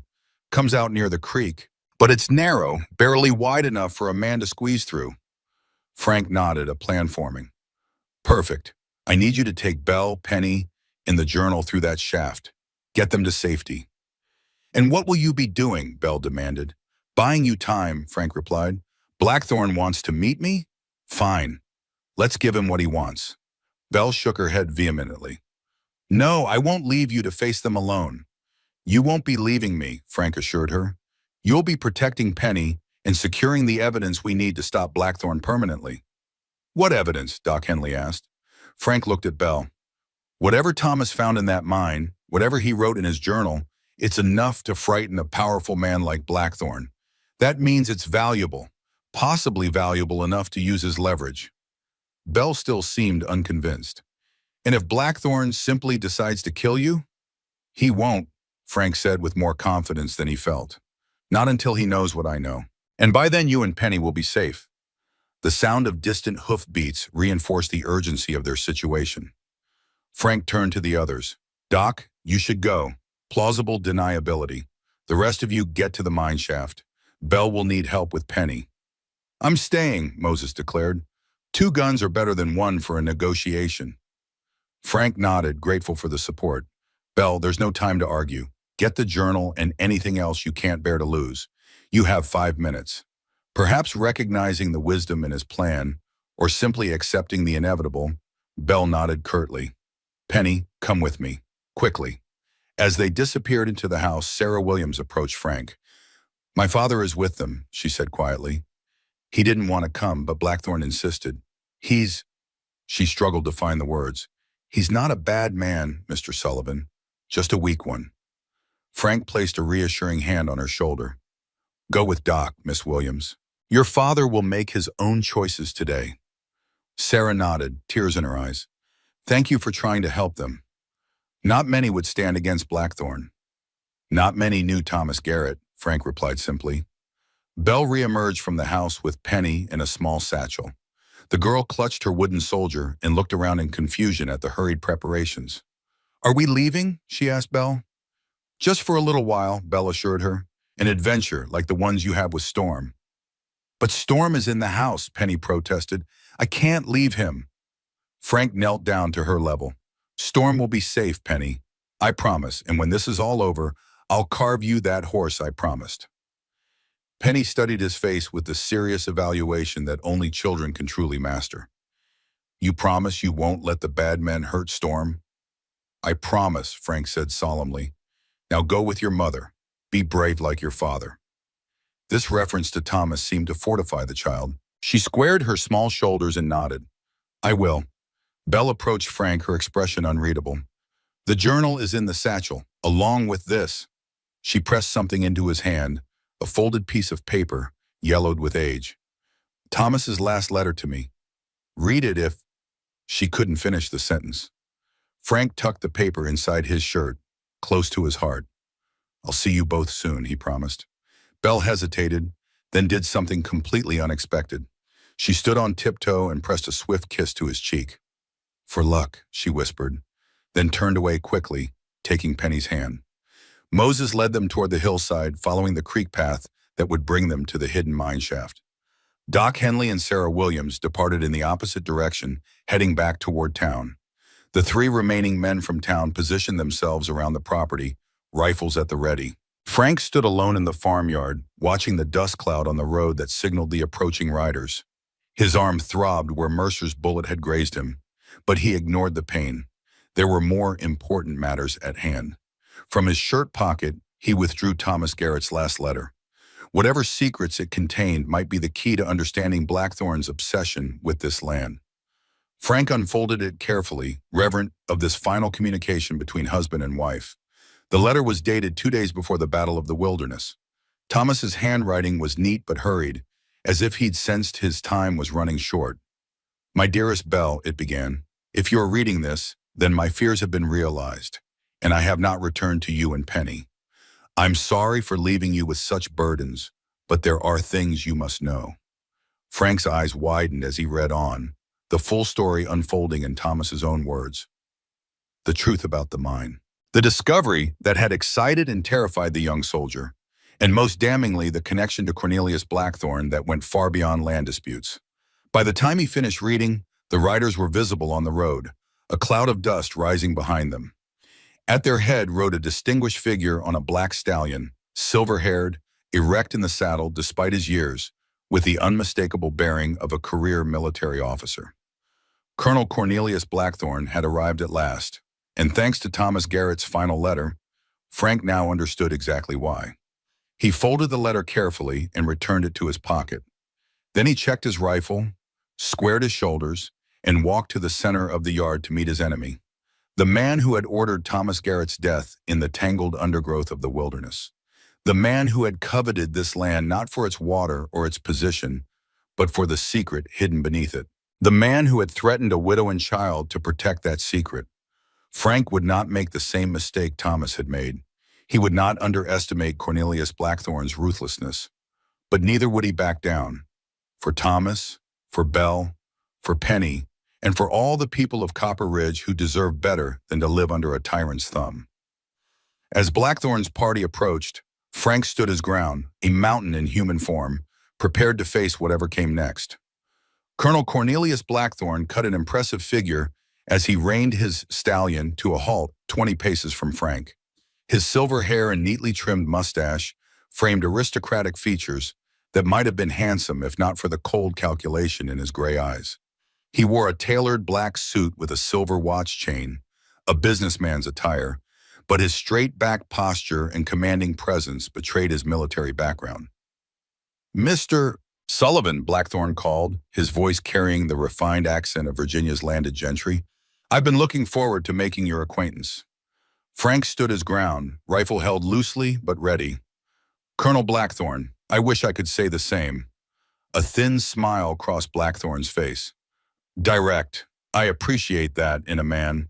He surveyed the farmyard, noting the still smoldering barn and the absence of Belle and Penny. "Where is the widow Garrett? I had hoped to conclude our business negotiations today." "Mrs. Garrett is unavailable," Frank replied evenly, "and from what I've seen, your negotiation tactics leave much to be desired." Blackthorn's smile didn't waver, but his eyes hardened. "Unfortunate misunderstandings. My men can be overzealous at times. Burning barns and assaulting women isn't zeal, Colonel. It's criminal." The older man sighed theatrically. "You Union men, always so rigid in your thinking. The law is a tool, Mr. Sullivan, not a master. Wise men understand this." Frank noted the 20 armed riders spread out behind Blackthorn, including Jake Mercer, whose bruised face bore testament to their earlier encounter. Moses stood several paces to Frank's right, his rifle trained on Blackthorn's chest. "I've read Thomas Garrett's letter," Frank said, deciding to forego further pretense. "I know what's in the mine. I know why you want this land." For the first time, Blackthorn's composure slipped, a momentary tightening around the eyes that most would have missed, but to Frank it was as revealing as a confession. "I doubt that very much," Blackthorn recovered smoothly. "Thomas Garrett was a scout, not a confidant. He was observant," Frank countered, "and thorough in his documentation." Blackthorn dismounted with the easy grace of a lifelong horseman, handing his reins to a nearby rider. "Walk with me, Mr. Sullivan. Let us speak privately, man to man." "Whatever you have to say can be said here," Frank replied, not moving. "Very well." Blackthorn took several steps forward, stopping just out of arm's reach. "Since you claim to know so much, perhaps you can tell me exactly what Thomas Garrett discovered that was worth dying for." The calculated cruelty in the question confirmed what Frank had read in Thomas's letter. "He discovered the munitions cache," Frank said flatly. "Confederate weapons and gold intended for guerrilla operations after the surrender, hidden in the northern tunnel of the mine by a certain colonel who refused to accept that the war was lost." Blackthorn's expression remained impassive, but a muscle twitched in his jaw. "Fascinating theory." "Not a theory," Frank replied. "Thomas documented everything. The shipments diverted from Richmond in the final days of the war, the secret orders to continue fighting after the official surrender, the list of conspirators who financed the operation." He paused significantly. "Your name features prominently in his journal." "A dead man's ravings," Blackthorn dismissed, though his tone lacked conviction. "The territorial governor might disagree," Frank said, "as would the federal marshals. Conspiracy against the Union didn't end with Appomattox, Colonel. It's still a hanging offense." A tense silence fell between them. Blackthorn studied Frank with the calculating gaze of a predator assessing a particularly troublesome prey. "What is it you want, Sullivan?" he asked finally. "Money? Everyone has a price." "Not everyone," Frank corrected. "Thomas didn't. Bell doesn't. And neither do I." Blackthorn laughed, a cold, humorless sound. "Noble sentiments from the man who abandoned his regiment after the Wilderness." The accusation struck Frank like a physical blow. "What did you say?" "Oh yes, I know all about you, Sergeant Sullivan," Blackthorn continued, satisfaction evident in his voice. "The giant who disappeared after the Battle of the Wilderness, listed as missing, presumed dead, until you turned up in Montana 6 months later, using a different name." Frank's hand tightened on his rifle, but he kept his voice steady. "I was wounded, delirious with fever. By the time I recovered, the regiment had moved on." "A convenient explanation," Blackthorn observed, "but not one your commanding officer accepted according to the military records. In fact, there was some suggestion of desertion under fire. A court-martial might have been convened had you returned." Frank felt Moses's questioning gaze but didn't turn. "You're well informed for a Confederate officer." "Information is power, Mr. Sullivan. I make it my business to know my adversaries." Blackthorn smiled thinly. "Just as Thomas Garrett made it his business to know mine." "Is that why you had him killed?" Frank asked bluntly. "Because he knew too much?" Blackthorn's eyes widened in feigned innocence. "Killed? Thomas Garrett died a hero's death in battle, saving you if I recall correctly. Are you suggesting otherwise?" "I'm not suggesting anything," Frank replied. "I'm stating a fact. Thomas Garrett was shot in the back while pulling me from that burning wagon. Not by Confederate troops in the chaos of battle, but by a specific bullet meant for him alone." For a moment, the only sound was the wind rustling through the orchard and the crackle of the smoldering barn. Then Blackthorn sighed, as if disappointed in a promising student. "You have no proof of that, Mr. Sullivan." "None whatsoever." "I have Thomas's journal," Frank countered. "I have the testimony of a Union officer who witnessed the shooting and recognized the distinctive pistol used. A Lamat revolver with a silver inlay. A pistol very much like the one you're carrying now, Colonel." Blackthorn's hand moved instinctively to the ornate revolver holstered at his hip. His expression hardened. "Circumstantial evidence at best, and irrelevant after so many years." "Not to Bell," Frank said, "not to Penny, and not to me." "So it's vengeance you seek," Blackthorn concluded. "I expected better from a man of your reputation." "Not vengeance," Frank corrected. "Justice and protection for Thomas's family." Blackthorn spread his hands in a gesture of reasonableness. "I've offered the widow fair compensation for her land, more than fair.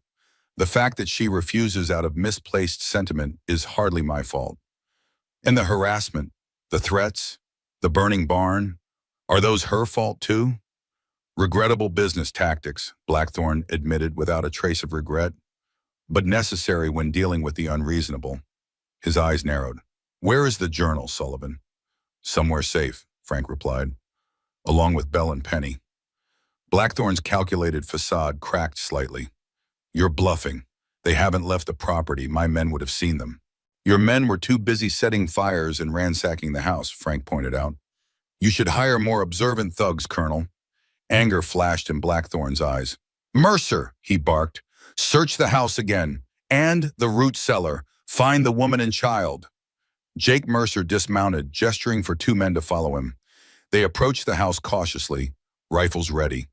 "They won't find them," Frank said confidently, "and neither will you. Not until I have your word that they'll be left in peace." Blackthorn's expression darkened. "You're not in a position to make demands, Sullivan.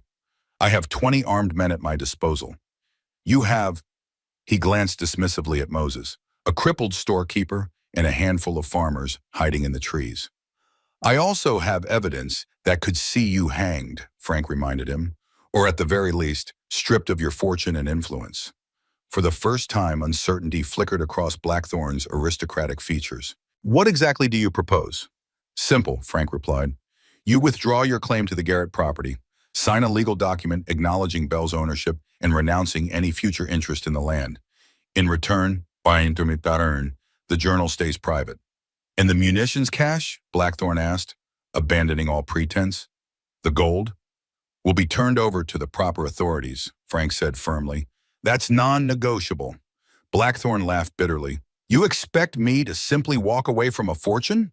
To trust that you won't use Garrett's journal against me once you have what you want?" "I expect you to recognize when you're beaten, Colonel," Frank replied. "A skill I'm told was in short supply among Confederate officers." The deliberate provocation had its intended effect. Blackthorn's face flushed with anger. "You insolent." He stopped himself, visibly regaining control. "Very well, Sullivan. I'll consider your proposal. But first, I want to see this alleged journal. Proof that it exists and contains what you claim." Frank had anticipated this demand. From his shirt pocket, he withdrew a single page torn from Thomas's journal, the page documenting the hidden munitions and Blackthorn's involvement. He held it up, but didn't move closer. "One page of many," he said, "enough to verify my claims without giving away the journal's location." Blackthorn squinted at the page, his expression darkening as he recognized Thomas's handwriting. "That proves nothing. Garrett could have written any manner of falsehoods." "The territorial governor might disagree," Frank repeated, "especially when the cache is found exactly where Thomas described." Mercer emerged from the house, shaking his head at Blackthorn. "No sign of the woman or child, Colonel. They're gone." A calculating look crossed Blackthorn's face. "Gone where, I wonder? Perhaps to the county seat at Silver Creek? Or to Denver to see the territorial governor?" He smiled coldly. "How long do you think it would take my men to overtake a woman and child on foot?" "Long enough for this page to reach the authorities if anything happens to them," Frank warned. "I've made arrangements." It was a bluff, but one delivered with enough conviction to give Blackthorn pause. The colonel paced several steps, considering his options. Finally, he turned back to Frank. I'm a businessman, Sullivan. I can recognize an untenable position when I see one. He smiled thinly. Let me counter-propose. I will indeed renounce any claim to the surface property. The widow keeps her farm. In exchange, I retain exclusive rights to the mine and its contents. The weapons cache is not negotiable, Frank repeated. It was intended for illegal activities against the United States government. It must be surrendered. The weapons, perhaps, Blackthorne conceded, but the gold. All of it, Frank interrupted. The entire cache. Those are my terms. Blackthorne's eyes narrowed. You drive a hard bargain for a man standing alone against 20. Not alone, came a new voice from the direction of the road. Frank didn't turn, but Blackthorne's gaze shifted past him, widening in surprise. A large group of riders was approaching, at least 30 men, led by Sheriff Williams himself. What's the meaning of this, Williams? Blackthorne demanded. The sheriff looked uncomfortable but determined. Federal marshals are on their way from Denver, Colonel. Telegraph came through an hour ago. They're investigating reports of illegal weapons caching from the war. Frank concealed his surprise at this unexpected development. Someone had acted independently, probably Sarah Williams, using her father's authority to send the telegram. Blackthorne's composure finally cracked completely. This is absurd. Based on what evidence? Anonymous information received by the governor's office, Sheriff Williams replied, not meeting Blackthorne's gaze. Apparently quite detailed. Frank understood immediately. Bell had sent the journal's contents to the authorities while he kept Blackthorne distracted. It was exactly what Thomas would have done. Practical, decisive, and clever. Blackthorne's face twisted with rage. You treacherous! He cut himself off, visibly calculating his remaining options. His hand moved toward his ornate revolver. I wouldn't, Frank warned quietly. Too many witnesses, Colonel. For a tense moment, Frank thought Blackthorne might risk it anyway. Then the colonel's shoulders slumped slightly, not in defeat but in strategic retreat. This isn't over, Sullivan, he said, his voice low enough that only Frank could hear. Not by a long shot. For today it is, Frank replied. Ride away while you still can, Colonel. Blackthorne mounted his stallion with fluid grace that belied his years. To his men, he called, We're withdrawing. This matter will be settled another day. As Blackthorne's party rode off, Frank finally allowed himself to breathe normally. Moses limped to his side, eyes wide with disbelief. Did we just win? The storekeeper asked incredulously. For now, Frank replied, watching Blackthorne's retreating figure. But a man like that doesn't accept defeat easily. Sheriff Williams approached cautiously, his expression a mixture of shame and relief. Sullivan, he acknowledged with a nod. Mrs. Garrett and the child? Safe, Frank assured him. Though I'm curious about that telegram to the federal marshals. Williams looked away. My daughter can be persuasive when she chooses, and perhaps it was time I remembered which side I fought for during the war. He straightened slightly. The marshals really are coming. Should be here by tomorrow. Frank nodded his appreciation. Thank you, Sheriff. Don't thank me, Williams replied gruffly. I should have stood against Blackthorne years ago. He glanced at the smoldering barn. I'll have my deputies patrol the property tonight in case Blackthorne's men get any ideas about returning. As the sheriff rejoined his posse, Moses turned to Frank. What now? Where are Bell and Penny? The mine shaft, Frank replied. We should go make sure they made it through safely. He winced as he shifted his wounded arm. After Doc Henley looks at that arm properly, Moses insisted. You're no good to anyone if you bleed to death. Frank reluctantly agreed, and they made their way to Doc's wagon, which had returned with the sheriff's posse. As the elderly physician cleaned and bandaged his wound, Frank found himself thinking of Thomas's final letter. In it, Thomas had described discovering the Confederate cache while exploring the old mine shortly before enlisting. He documented everything meticulously, but hadn't reported it immediately, a decision he later regretted. By the time he understood the significance of his discovery, he was already in Virginia with his regiment, face to face with the very man responsible for hiding the weapons and gold. Thomas had written of his suspicions that Blackthorne knew he'd discovered the cache, of his fear that he was being watched, and of his premonition that he might not return home. He knew, Frank murmured, wincing as Doc tightened the bandage. Knew what? Doc asked. That Blackthorn would try to kill him, Frank replied. Thomas suspected it before the Battle of the Wilderness. He wrote to Bell about it. Doc's hands stilled. Are you saying Thomas Garrett was murdered? By Blackthorn himself, Frank confirmed, during the chaos of battle when no one would question another dead Union soldier. Doc shook his head in disbelief. All these years, Bell never said a word. She didn't know, Frank explained. Thomas didn't want to worry her with suspicions he couldn't prove. He only hinted at the danger in his letters.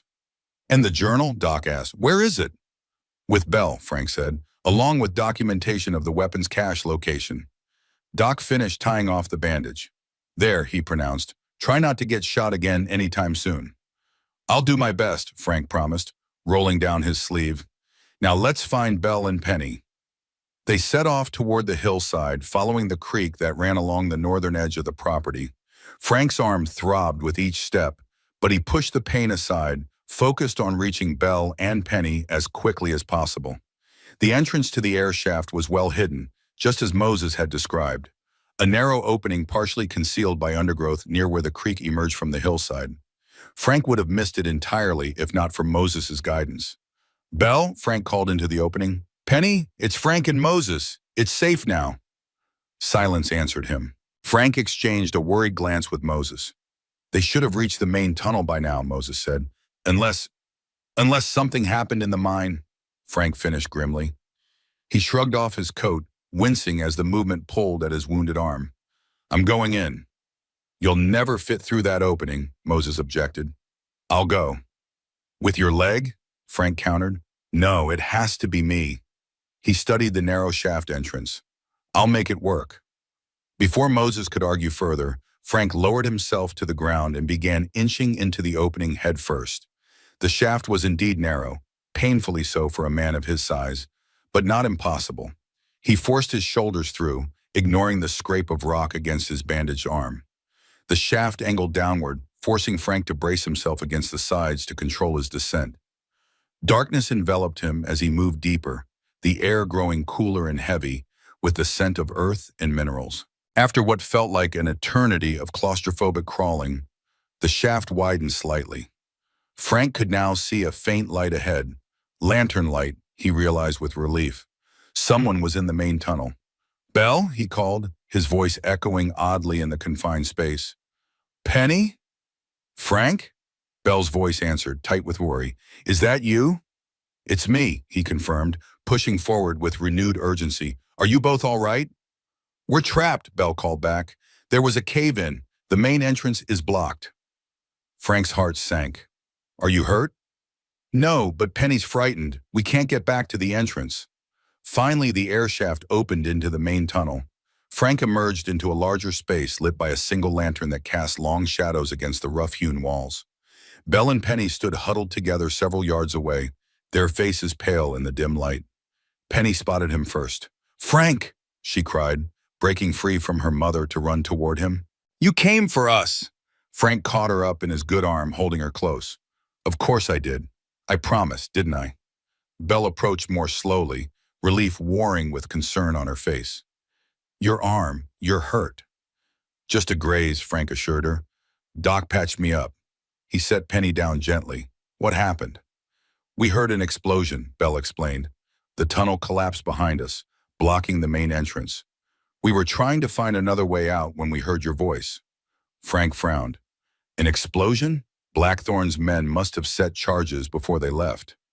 Or Blackthorn himself, Bell suggested, to destroy evidence of the cache. Speaking of which, Frank said, where exactly is this famous cache? Thomas's letter mentioned the northern tunnel, but not its exact location. Bell hesitated, then gestured further down the main passage. This way. Thomas showed me once before he left for the war. I've never returned until today. They followed her deeper into the mine, Frank carrying Penny, who had begun to tire.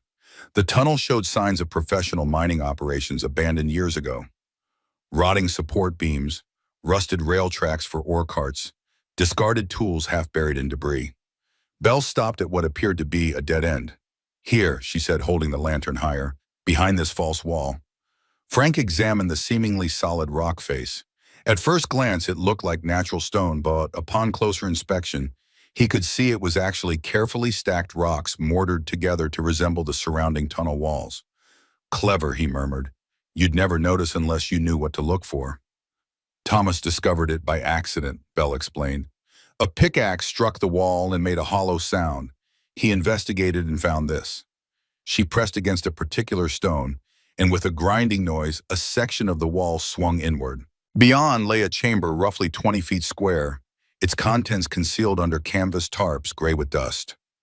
Bell held the lantern high, illuminating crates stacked along one wall, ammunition boxes bearing the seal of the Confederate States of America. Frank set Penny down and stepped into the chamber. He pulled back one of the tarps, revealing a rack of rifles. Springfield Model 1861s, ironically the same model he carried. Union weapons captured by Confederate forces and rerouted here as part of Blackthorn's contingency plan. Another tarp covered smaller crates. Frank pried one open, pointing to find gold coins nestled in straw, double eagles worth $20 each. A fortune by any standard, especially in 1865. Thomas estimated there's nearly $50,000 in gold, Bell said quietly, along with enough weapons and ammunition to arm 100 men. Frank whistled softly. No wonder Blackthorn was desperate to recover it. This would have funded years of guerrilla warfare after the surrender, and made him extraordinarily wealthy once enough time had passed to spend the gold without suspicion, Bell added. Penny had wandered to a small desk in the corner, where maps and papers lay untouched since they had been placed there a decade ago. "Mama, look," she called, pointing to a framed photograph half hidden under a ledger. Bell took the photograph with trembling hands. "Thomas," she whispered. Frank looked over her shoulder. The photograph showed a group of Confederate officers gathered around a table strewn with maps. In the center stood a younger Cornelius Blackthorn, and beside him, clearly visible, was Thomas Garrett in Confederate uniform. "I don't understand," Bell said, her voice breaking. "Thomas fought for the Union. He was with your regiment." Frank took the photograph gently. "Look at his eyes," he said, the tension in his posture. Thomas wasn't a Confederate, Bell. He was a Union spy. Understanding dawned in Bell's eyes. "A spy? Thomas never said—" "He couldn't," Frank explained. "Not even to you. It was too dangerous." "Papa was a spy?" Penny asked, her eyes wide. "Like in the stories?" Frank nodded solemnly. "The bravest kind of spy. The kind who works alone, deep in enemy territory, with no one to help if he's discovered." Bell stared at the photograph, tears welling in her eyes. "All those years, I never knew. He carried that burden alone." "Not entirely alone," Frank corrected gently. "He had you and Penny to come home to. That's what kept him going." A rumbling sound from deeper in the mine interrupted their conversation. Dust sifted down from the ceiling as the ground trembled beneath their feet. "Another explosion," Frank realized aloud. "Blackthorn's making sure no one finds this place." He looked urgently at Bell. "We need to leave. Now. The whole mine could collapse." Bell nodded, gathering Penny close. "The air shaft is our only option," Frank confirmed. "But first—" He grabbed Thomas's journal from Bell's satchel and the photograph of Blackthorn with the Confederate officers. "Evidence," he explained, "in case Blackthorn returns." They hurried back toward the air shaft, Frank leading the way with the lantern. The rumbling grew louder, and more dust and small rocks showered down as they ran. "You'll have to go first," Frank told Bell when they reached the shaft. "Take Penny. I'll follow." Bell hesitated. "Frank, you barely fit coming in. How will you—" "I'll manage," he interrupted. "Go, Bell. Now." Another tremor shook the tunnel, more violent than before. A support beam cracked ominously above them. "Frank," Penny said, her small face serious in the lantern light. "Promise you'll follow us. Promise you won't stay behind like Papa did." Frank knelt to her level, looking directly into those trusting green eyes so like her mother's. "I promise, Penny. I'll be right behind you." Bell hoisted Penny into the shaft, then followed herself, casting one last worried glance at Frank before disappearing into the narrow passage. Frank waited until he was sure they had a good head start, then extinguished the lantern and began his own ascent. The shaft seemed even narrower than before, his shoulders scraping painfully against the rough stone. His wounded arm protested every movement, but he pushed upward, driven by Penny's face and the promise he'd made. Halfway up, a final explosion rocked the mine. The shaft constricted as the earth shifted, pinning Frank in place. Panic flared briefly before his military training took over. He forced himself to breathe slowly, to think. There was only one way out, forward. Using his good arm and legs, he pushed against the surrounding rock, inching upward with agonizing slowness. Each movement brought fresh pain as stones cut into his flesh, but he didn't stop. Finally, after what seemed like hours, he saw daylight ahead, and silhouetted against it, two familiar figures. "Frank!" Belle called down. "Take my hand!" He reached up with his uninjured arm, feeling her fingers close around his wrist with surprising strength. Moses was there too, adding his weight to the effort. Together they pulled as Frank pushed with his legs, fighting against the narrow passage that seemed determined to claim him. With a final surge of effort, Frank broke free, collapsing onto the grassy bank of the creek. Belle knelt beside him, her face streaked with dirt and tears. "You kept your promise," she whispered. Behind them, a final rumble marked the complete collapse of the mine. The secret it had held for a decade was now buried forever, or would have been, if not for Thomas's journal and the damning photograph now safely in Frank's possession. "Blackthorn?" Frank asked, his voice hoarse from dust and exertion. "Gone," Moses reported. "Rode out with his men before the sheriff could stop him. Headed south, according to the deputies." "He'll be back," Frank said with certainty. "Men like Blackthorn don't surrender easily." "Let him come," Belle said with unexpected fierceness. "We have the truth now, and the law on our side." Frank struggled to sit up, wincing as fresh pains shot through his arm. "The marshals will be here tomorrow. We'll turn everything over to them, the journal, the photograph, our testimony." "And then?" Belle asked, her voice softer. Frank looked at the farmhouse in the distance, the fields beyond, the orchard where Thomas had built Penny's fort. "And then," he said, "we rebuild, starting with the barn." A small hand slipped into his. "And my horse?" Penny asked hopefully. "The wooden one you promised?"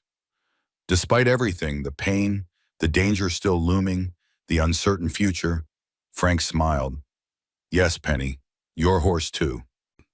As they walked back toward the house, Frank carrying Penny despite his injured arm, he found himself thinking of Thomas Garrett's final letter, of the man who had saved his life, then entrusted him with protecting what mattered most, not gold or weapons or even justice, but the family he'd left behind. Frank Sullivan had come to Copper Ridge seeking a bride who never arrived. Instead, he'd found something far more valuable, a purpose, a home, and perhaps if he dared to hope, a family. The road ahead would not be easy. Blackthorn remained a threat, the farm needed extensive repairs, and there were wounds, both physical and emotional, that would take time to heal. But for the first time in 10 years, Frank felt truly at peace with his path. Whatever came next, they would face it together. The federal marshals arrived the following morning, 3 stern-faced men in dusty black coats with silver stars pinned to their lapels. Their leader, Marshal James Harker, was a weathered veteran of both the Mexican and Civil Wars, with a reputation for incorruptible fairness. He listened to Frank's account without interruption, his shrewd eyes missing nothing as he examined Thomas's journal and the damning photograph. "Conspiracy against the Union," Harker pronounced when Frank had finished. "Embezzlement of Confederate funds, murder of a Union soldier. These are serious charges against a prominent citizen, Mr. Sullivan." "Every word is true," Frank affirmed. "Thomas Garrett documented everything meticulously." Harker nodded, tapping the journal thoughtfully. "Garrett was known to us, one of General Grant's most reliable field operatives. His reports were always detailed and accurate." He glanced toward the collapsed mine entrance. "Unfortunate that the physical evidence is now buried." "Blackthorn made sure of that," Frank said grimly. "Indeed." Harker tucked the journal and photograph into his saddlebag. "We'll need formal statements from all witnesses, and Mrs. Garrett will have to testify regarding her husband's discoveries." Belle, who had been silent throughout Frank's explanation, straightened her shoulders. "I'll do whatever is necessary to see justice done," she said firmly, "for Thomas and for Penny." The child in question was currently inside the house with Sarah Williams, who had volunteered to keep her occupied while the adults discussed matters too grim for 7-year-old ears. "Good," Harker approved, "because this won't be easy. Blackthorn has powerful friends in Denver and connections back east. His attorneys will fight these charges vigorously. Will you arrest him? Moses asked from his position near the porch steps. Harker exchanged glances with his deputies. We'll try, but he's had a 12-hour head start, and men like Blackthorne always have contingency plans. My guess is he's already left the territory. So he escapes justice? Bell's voice trembled with barely contained anger. No, ma'am, Harker assured her. He may run, but these charges won't disappear. We'll issue warrants throughout the Union. Cornelius Blackthorne has just become one of the most wanted men in America. It was small consolation, but better than nothing. Frank placed a supportive hand on Belle's shoulder, feeling the tension in her slight frame. What about the Garrett property? He asked. Blackthorne's men were forcibly attempting to seize it.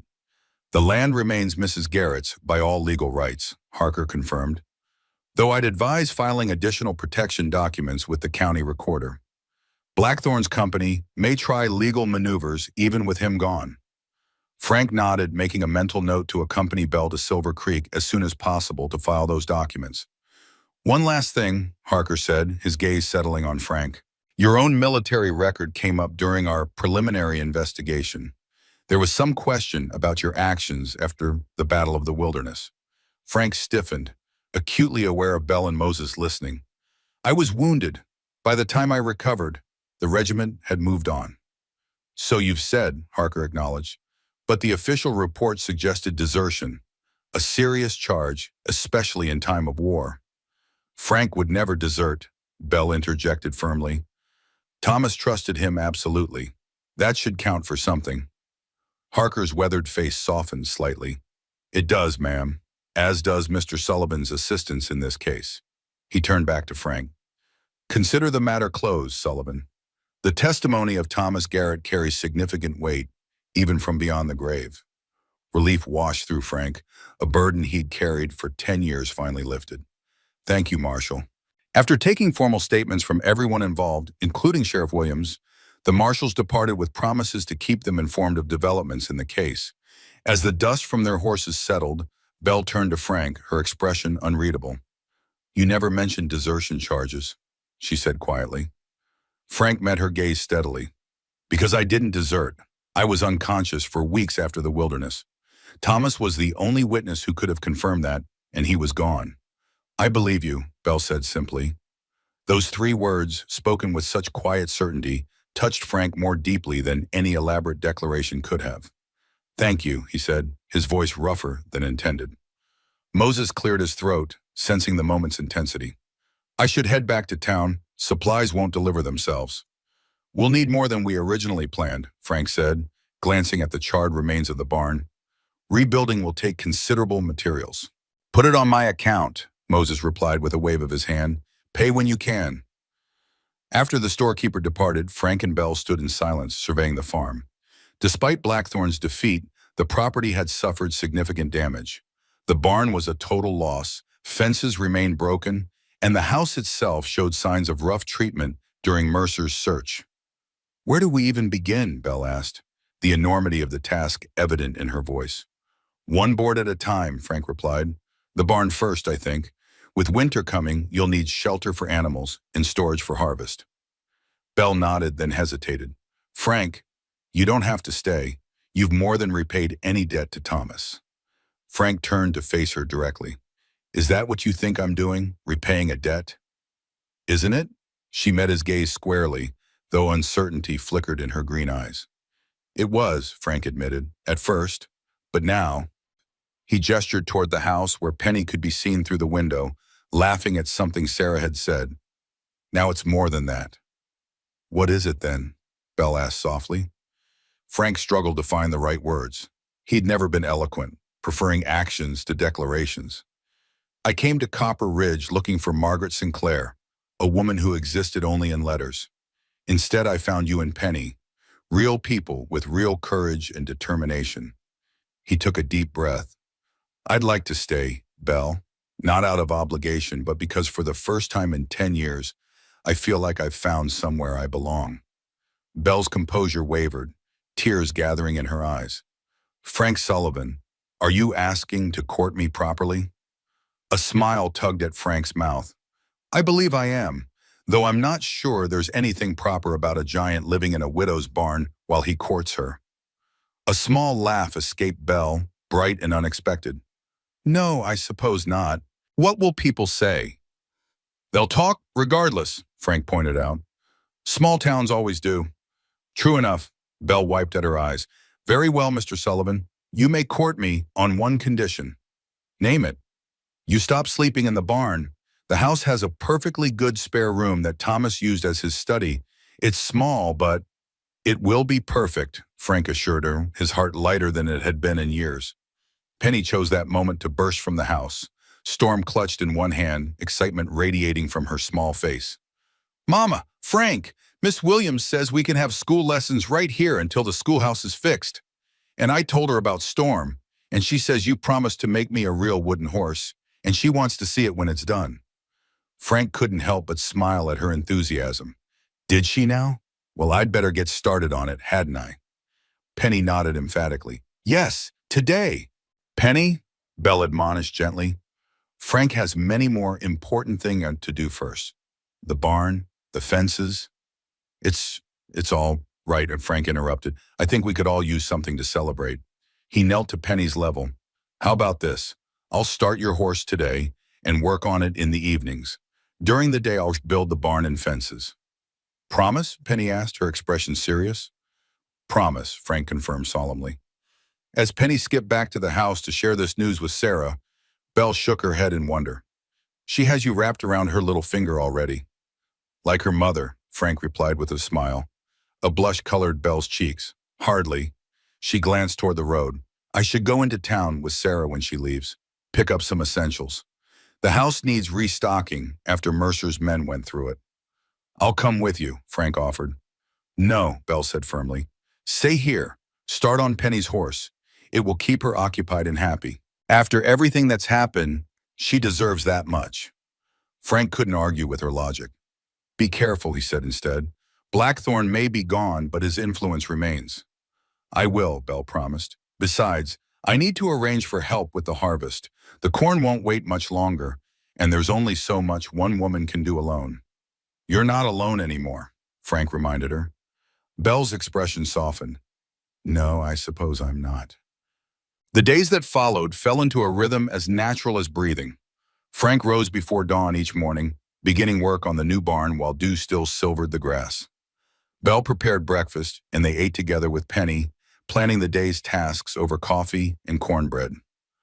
Word of Blackthorn's crimes and subsequent flight spread through Copper Ridge like wildfire. To Frank's surprise, many townsfolk rallied to help the Garrett farm, men arriving with tools and lumber, women bringing food and offers to mind Penny while Belle worked. Sheriff Williams, seeking redemption for his years of complicity with Blackthorn, organized a formal barn raising that brought nearly the entire town to the property. In 3 days, a new barn stood where the old one had burned, larger and sturdier, with fresh-hewn timbers and a solid stone foundation. Frank directed the construction, his experience as both soldier and craftsman earning respect even from those who had once viewed his size with suspicion. Never seen a big man with such a delicate touch for detail work, observed James Hamilton, one of the local farmers, as Frank fitted an intricately carved lintel over the barn door. Size and skill aren't related, Frank replied mildly. My father taught me that a man's worth is measured by what he creates, not his physical dimensions. Wise man, your father, Hamilton acknowledged. He was, Frank agreed.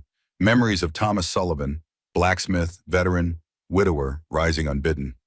He built things to last generations, taught me to do the same.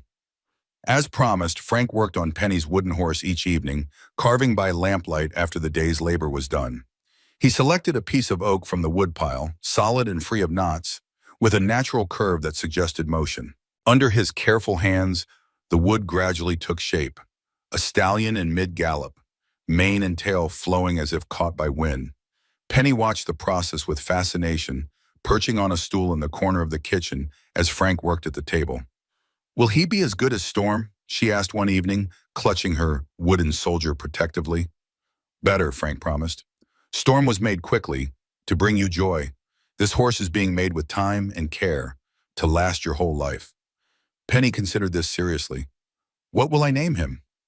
That's for you to decide, Frank replied, smoothing a rough edge with his knife. The right name will come to you when he's finished.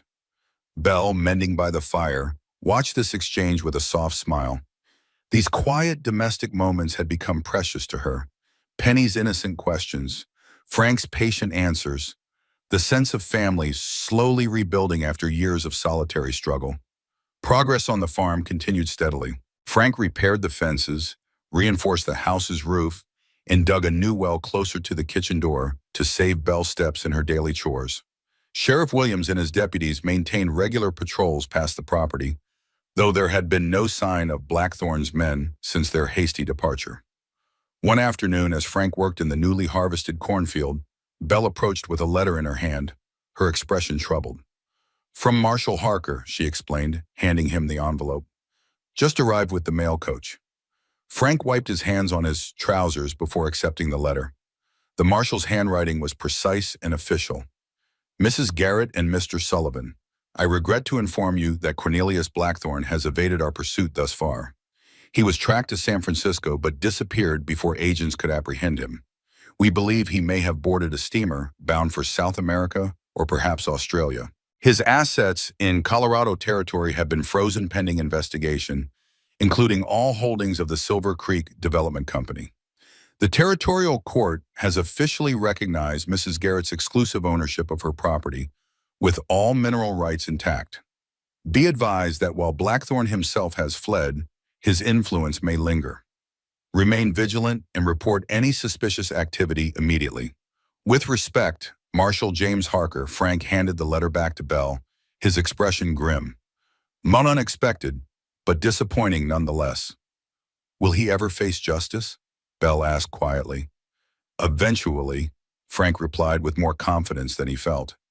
Men like Blackthorn can't help but overreach. Sooner or later, he'll make a mistake. Belle nodded, though doubt lingered in her eyes. At least the land is secure now. The court documents arrived yesterday, official title with expanded boundaries based on Thomas's original claims. That's something, Frank acknowledged. The property is larger than I realized. Nearly 200 acres total, Belle confirmed. Most of it undeveloped forest on the northern slope, but good land. Thomas had plans. She trailed off, her gaze distant. What kind of plans? Frank asked gently. Belle refocused on him. He wanted to raise horses, said the terrain was perfect for it, good grazing, natural boundaries, plenty of water. A sad smile touched her lips. He promised Penny her own pony when she turned 8. Frank looked across the cleared fields toward the wooded hillside that had concealed so many secrets. Good horse country, he agreed, though it would take significant investment to start a proper breeding operation. Just a dream, Belle said dismissively. We have enough challenges managing what we have. But Frank had seen the longing in her eyes when she spoke of Thomas's plans. It was the first time she'd shared one of her husband's dreams without the shadow of grief darkening her expression. Progress, he thought, healing happening one small step at a time. That evening, after Penny had gone to bed, Frank made a decision. Setting aside the nearly completed wooden horse, he joined Belle on the porch, where she often sat in the evenings, watching the stars emerge above the distant mountains. I've been thinking, he began, settling his large frame carefully on the reinforced bench beside her.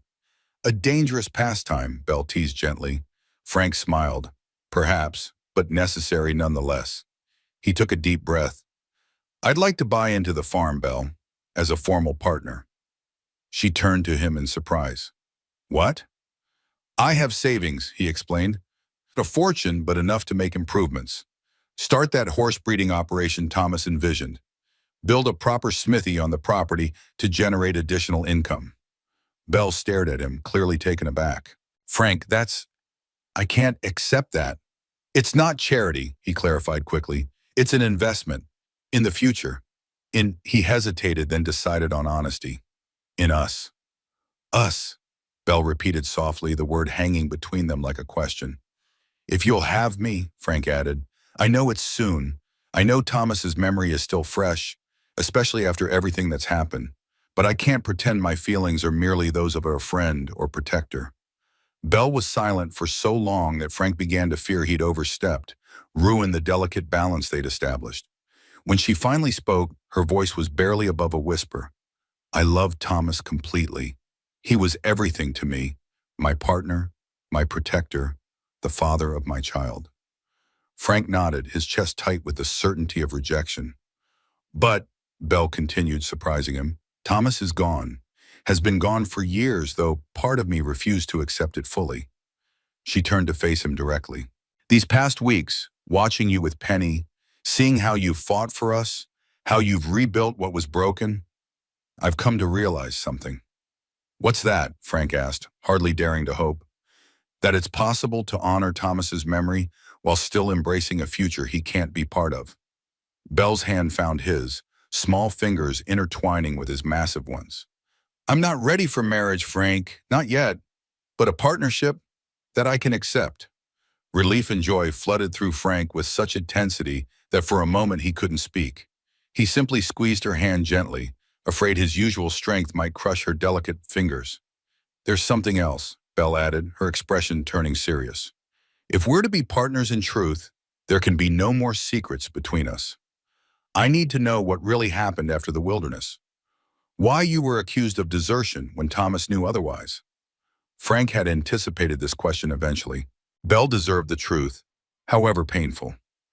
He released her hand and stood, moving to the porch railing where he could look out into the darkness rather than face her directly for this confession. After Thomas pulled me from the wagon, I was badly burned and had taken shrapnel in my back, he began. I remember very little of the next few days. Flashes of pain, being moved, unfamiliar voices. When I finally regained full consciousness, I was in a field hospital 20 miles behind Union lines, with no identification and no memory of how I'd gotten there. He paused, the memories still difficult despite the passage of years. The hospital was overwhelmed with casualties. No one had time to investigate one more injured giant.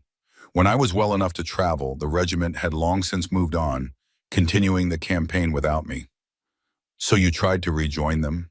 Belle prompted when he fell silent. Frank shook his head. I should have. That would have been the proper thing to do. But by then news had reached us of the casualties at the wilderness. Thousands dead, including Thomas, as far as I knew. And he struggled to find the words. I broke, Belle. The thought of returning to that hell, of watching more good men die while I somehow survived. I couldn't face it. So you left, Belle said, not accusingly but with understanding. I headed west, Frank confirmed, worked my way across the country, taking whatever jobs my size and strength qualified me for. Eventually ended up in Montana Territory, where no one asked questions about a man's past. But you never legally deserted, Belle clarified. You were separated from your unit due to injury. Technically, yes, but my failure to report back once I recovered, Frank sighed. The Army would call that desertion, regardless of the circumstances. Belle was silent, absorbing this information. Finally, she rose and joined him at the railing, her shoulder barely reaching his elbow. Thank you for telling me, she said simply. Your honesty means more than a spotless record. Frank turned to her in surprise. You're not disappointed? In what? That you're human? That you experience doubt and fear after nearly dying? Belle shook her head. We've all made choices we question later, Frank. The measure of a person isn't in never faltering, but in finding the courage to move forward despite past mistakes. Her wisdom and compassion humbled him. This woman who had endured so much, loss, hardship, threats against her child, still found room in her heart for understanding rather than judgment. I don't deserve you, Frank said softly. Probably not, Belle agreed with unexpected humor. But partnership isn't about deserving, it's about choosing. And I choose you, Frank Sullivan, giant, blacksmith, deserter, protector, all of you. In that moment, under the vast Colorado sky speckled with stars, Frank felt something he'd thought forever lost to him, belonging. Not just to a place, but to people who accepted him completely, flaws and all. Partners then, he said, offering his hand formally. Partners? Belle agreed, taking it. But instead of shaking, she tugged him down to her level and pressed a gentle kiss to his lips, brief but filled with promise. Autumn gave way to winter. the mountains donning their snowy mantles while the valley settled into the quiet rhythms of the cold months. The new barn housed a modest collection of livestock, 2 milk cows purchased from the Hamiltons, a dozen chickens, and a sturdy draft horse to replace the elderly mare that had finally retired to well-deserved rest. Frank had completed Penny's wooden horse with painstaking detail, a stallion captured in mid-gallon, mane and tail flowing as if caught by wind, every muscle and sinew perfectly rendered in polished oak. Penny had christened it Thunder after much deliberation, declaring it was the perfect companion for Storm. The formal partnership agreement between Frank and Belle had been recorded at the county seat, making them legal co-owners of the expanded Garrett property. Frank had insisted that Belle retain majority ownership, a gesture she appreciated but called unnecessarily old-fashioned. "It's your home first," he'd explained. "I'm just grateful to share it." With his investment, they had begun preparations for the horse breeding operation, fencing additional pastures and designing a proper stable to be built in the spring.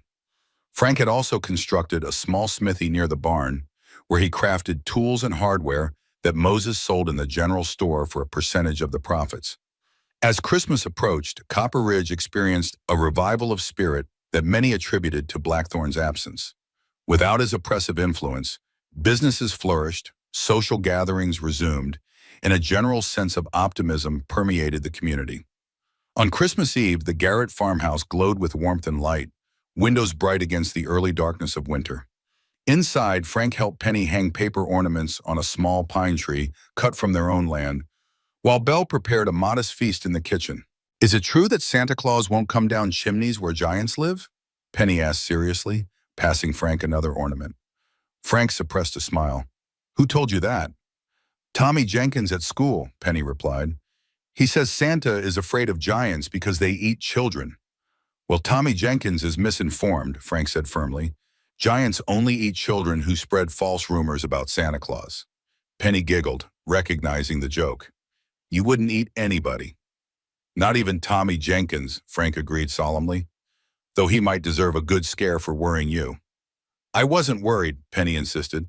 "I knew it wasn't true. Giants are good, like in my book." The book in question, Jack and the Beanstalk with Illustrations, had been Frank's early Christmas gift to Penny. His version, however, featured a friendly giant who helped Jack save his village from famine rather than the traditional child-eating monster. Belle appeared in the doorway, wiping her hands on her apron. "Tree looks wonderful," she approved. "Penny, time to get ready for the church service. Your good dress is laid out on your bed." As Penny scampered off to change, Belle moved to stand beside Frank, admiring their handiwork. "Our first Christmas tree," she observed softly. "First of many, I hope," Frank replied, slipping an arm around her waist. Their courtship had progressed slowly but steadily over the autumn months. Frank had been patient, understanding Belle's need to balance her growing feelings for him with respect for Thomas's memory. For her part, Belle had gradually allowed herself to embrace the future rather than dwelling in the past. "I have something for you," Frank said, reaching into his pocket. "I was going to wait until tomorrow, but—" He withdrew a small wooden box carved with intricate patterns of oak leaves and acorns. Belle accepted it with surprise. "Frank, we agreed, no extravagant gifts." "Open it," he urged gently. Inside, nestled on a bed of soft fabric, lay a silver ring fashioned from a polished horseshoe nail, twisted into an elegant band topped with a small, perfect pearl. "Frank," Belle breathed, lifting it carefully. "I made it in the smithy," he explained unnecessarily. "The pearl is from a trader who passed through last month. It's not fancy, but—" "It's beautiful," Belle interrupted, her eyes bright with unshed tears. "Truly beautiful." "It's not exactly a proposal," Frank clarified. "More of a promise. When you're ready, if you're ever ready, this is my intention." Belle slipped the ring onto her finger where it caught the firelight. "It fits perfectly." "I may have borrowed one of your other rings to measure," Frank admitted with a smile. Belle laughed softly, then sobered. "Frank, there's something I need to tell you, something I've been considering for some time." The seriousness in her tone made him tense slightly. "What is it?" "I think—" She took a deep breath. "I think we should change the name of the farm. Not immediately, but eventually, from Garrett to Sullivan." Frank stared at her in astonishment. "Belle, I wouldn't ask that of you." You didn't ask, she pointed out. It's my decision. Thomas will always be Penny's father, will always have a place in our hearts and our history.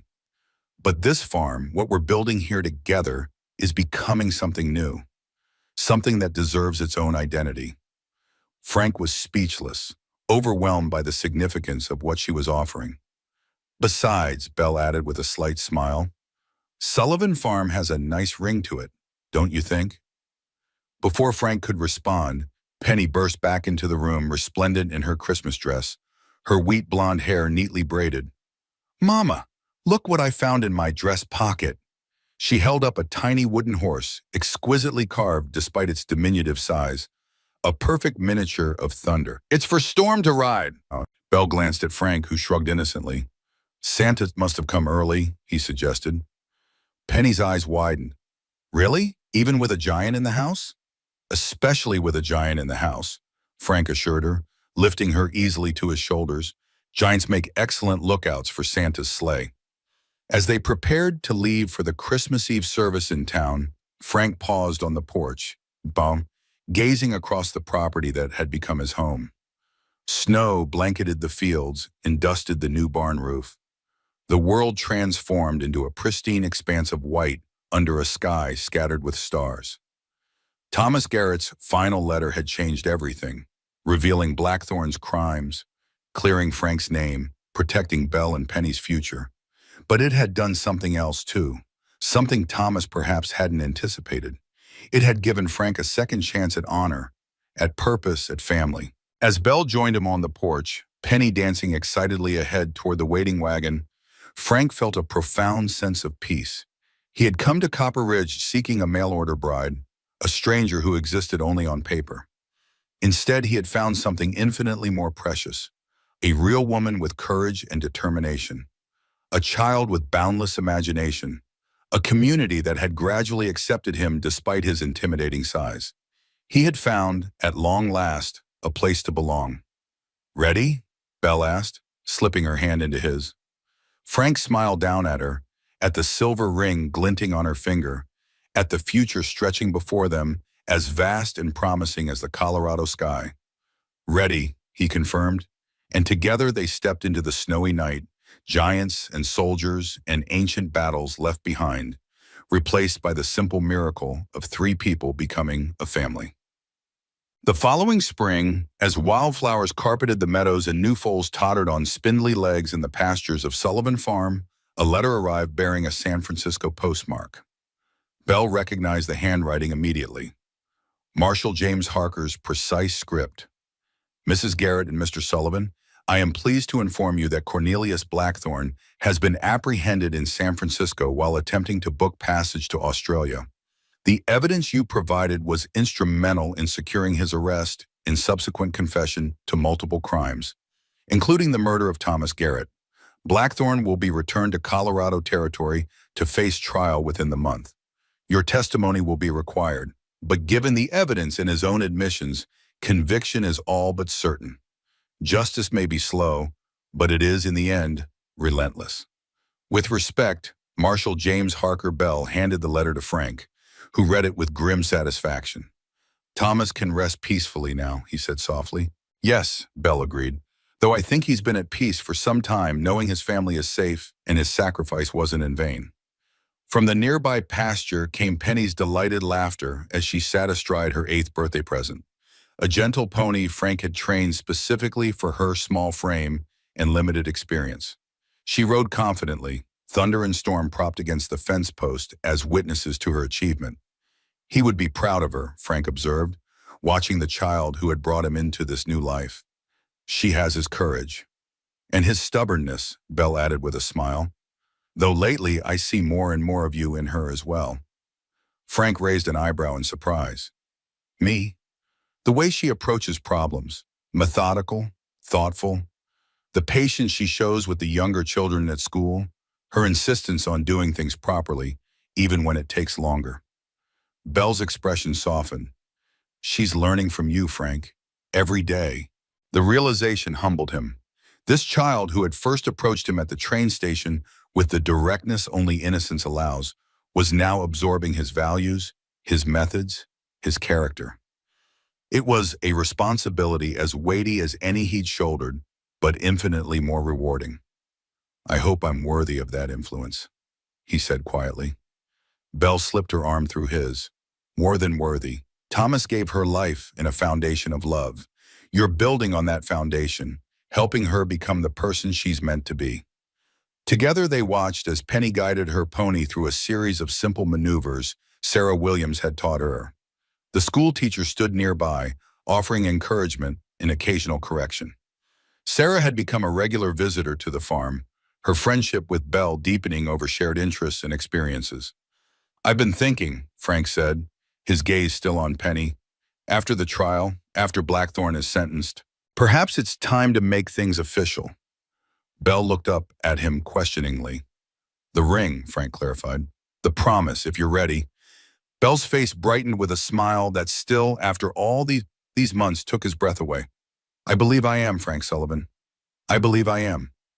As spring bloomed across the Colorado highlands, the giant of Copper Ridge found himself surrounded by miracles he'd once thought beyond his reach. Love freely given, a child's trusting affection, a community's acceptance, and a future bright with promise. Thomas Garrett had saved Frank's life in the burning wreckage of a supply wagon. In return, Frank had protected Thomas's family, brought his killer to justice, and fulfilled his dreams for the land he'd loved. It was, Frank reflected as Belle's hand found his, the most honorable repayment of a debt he could imagine. Not an ending, but a continuation. One man's sacrifice becoming another man's salvation, creating a legacy that would endure for generations. Some folks spend their whole lives waiting for someone who never comes, Belle mused, echoing Frank's own thoughts somehow. Others find family in the most unexpected places. Frank nodded, watching Penny dismount her pony with careful precision, her face alight with accomplishment. The most unexpected places, he agreed softly, and the most wonderful. The end.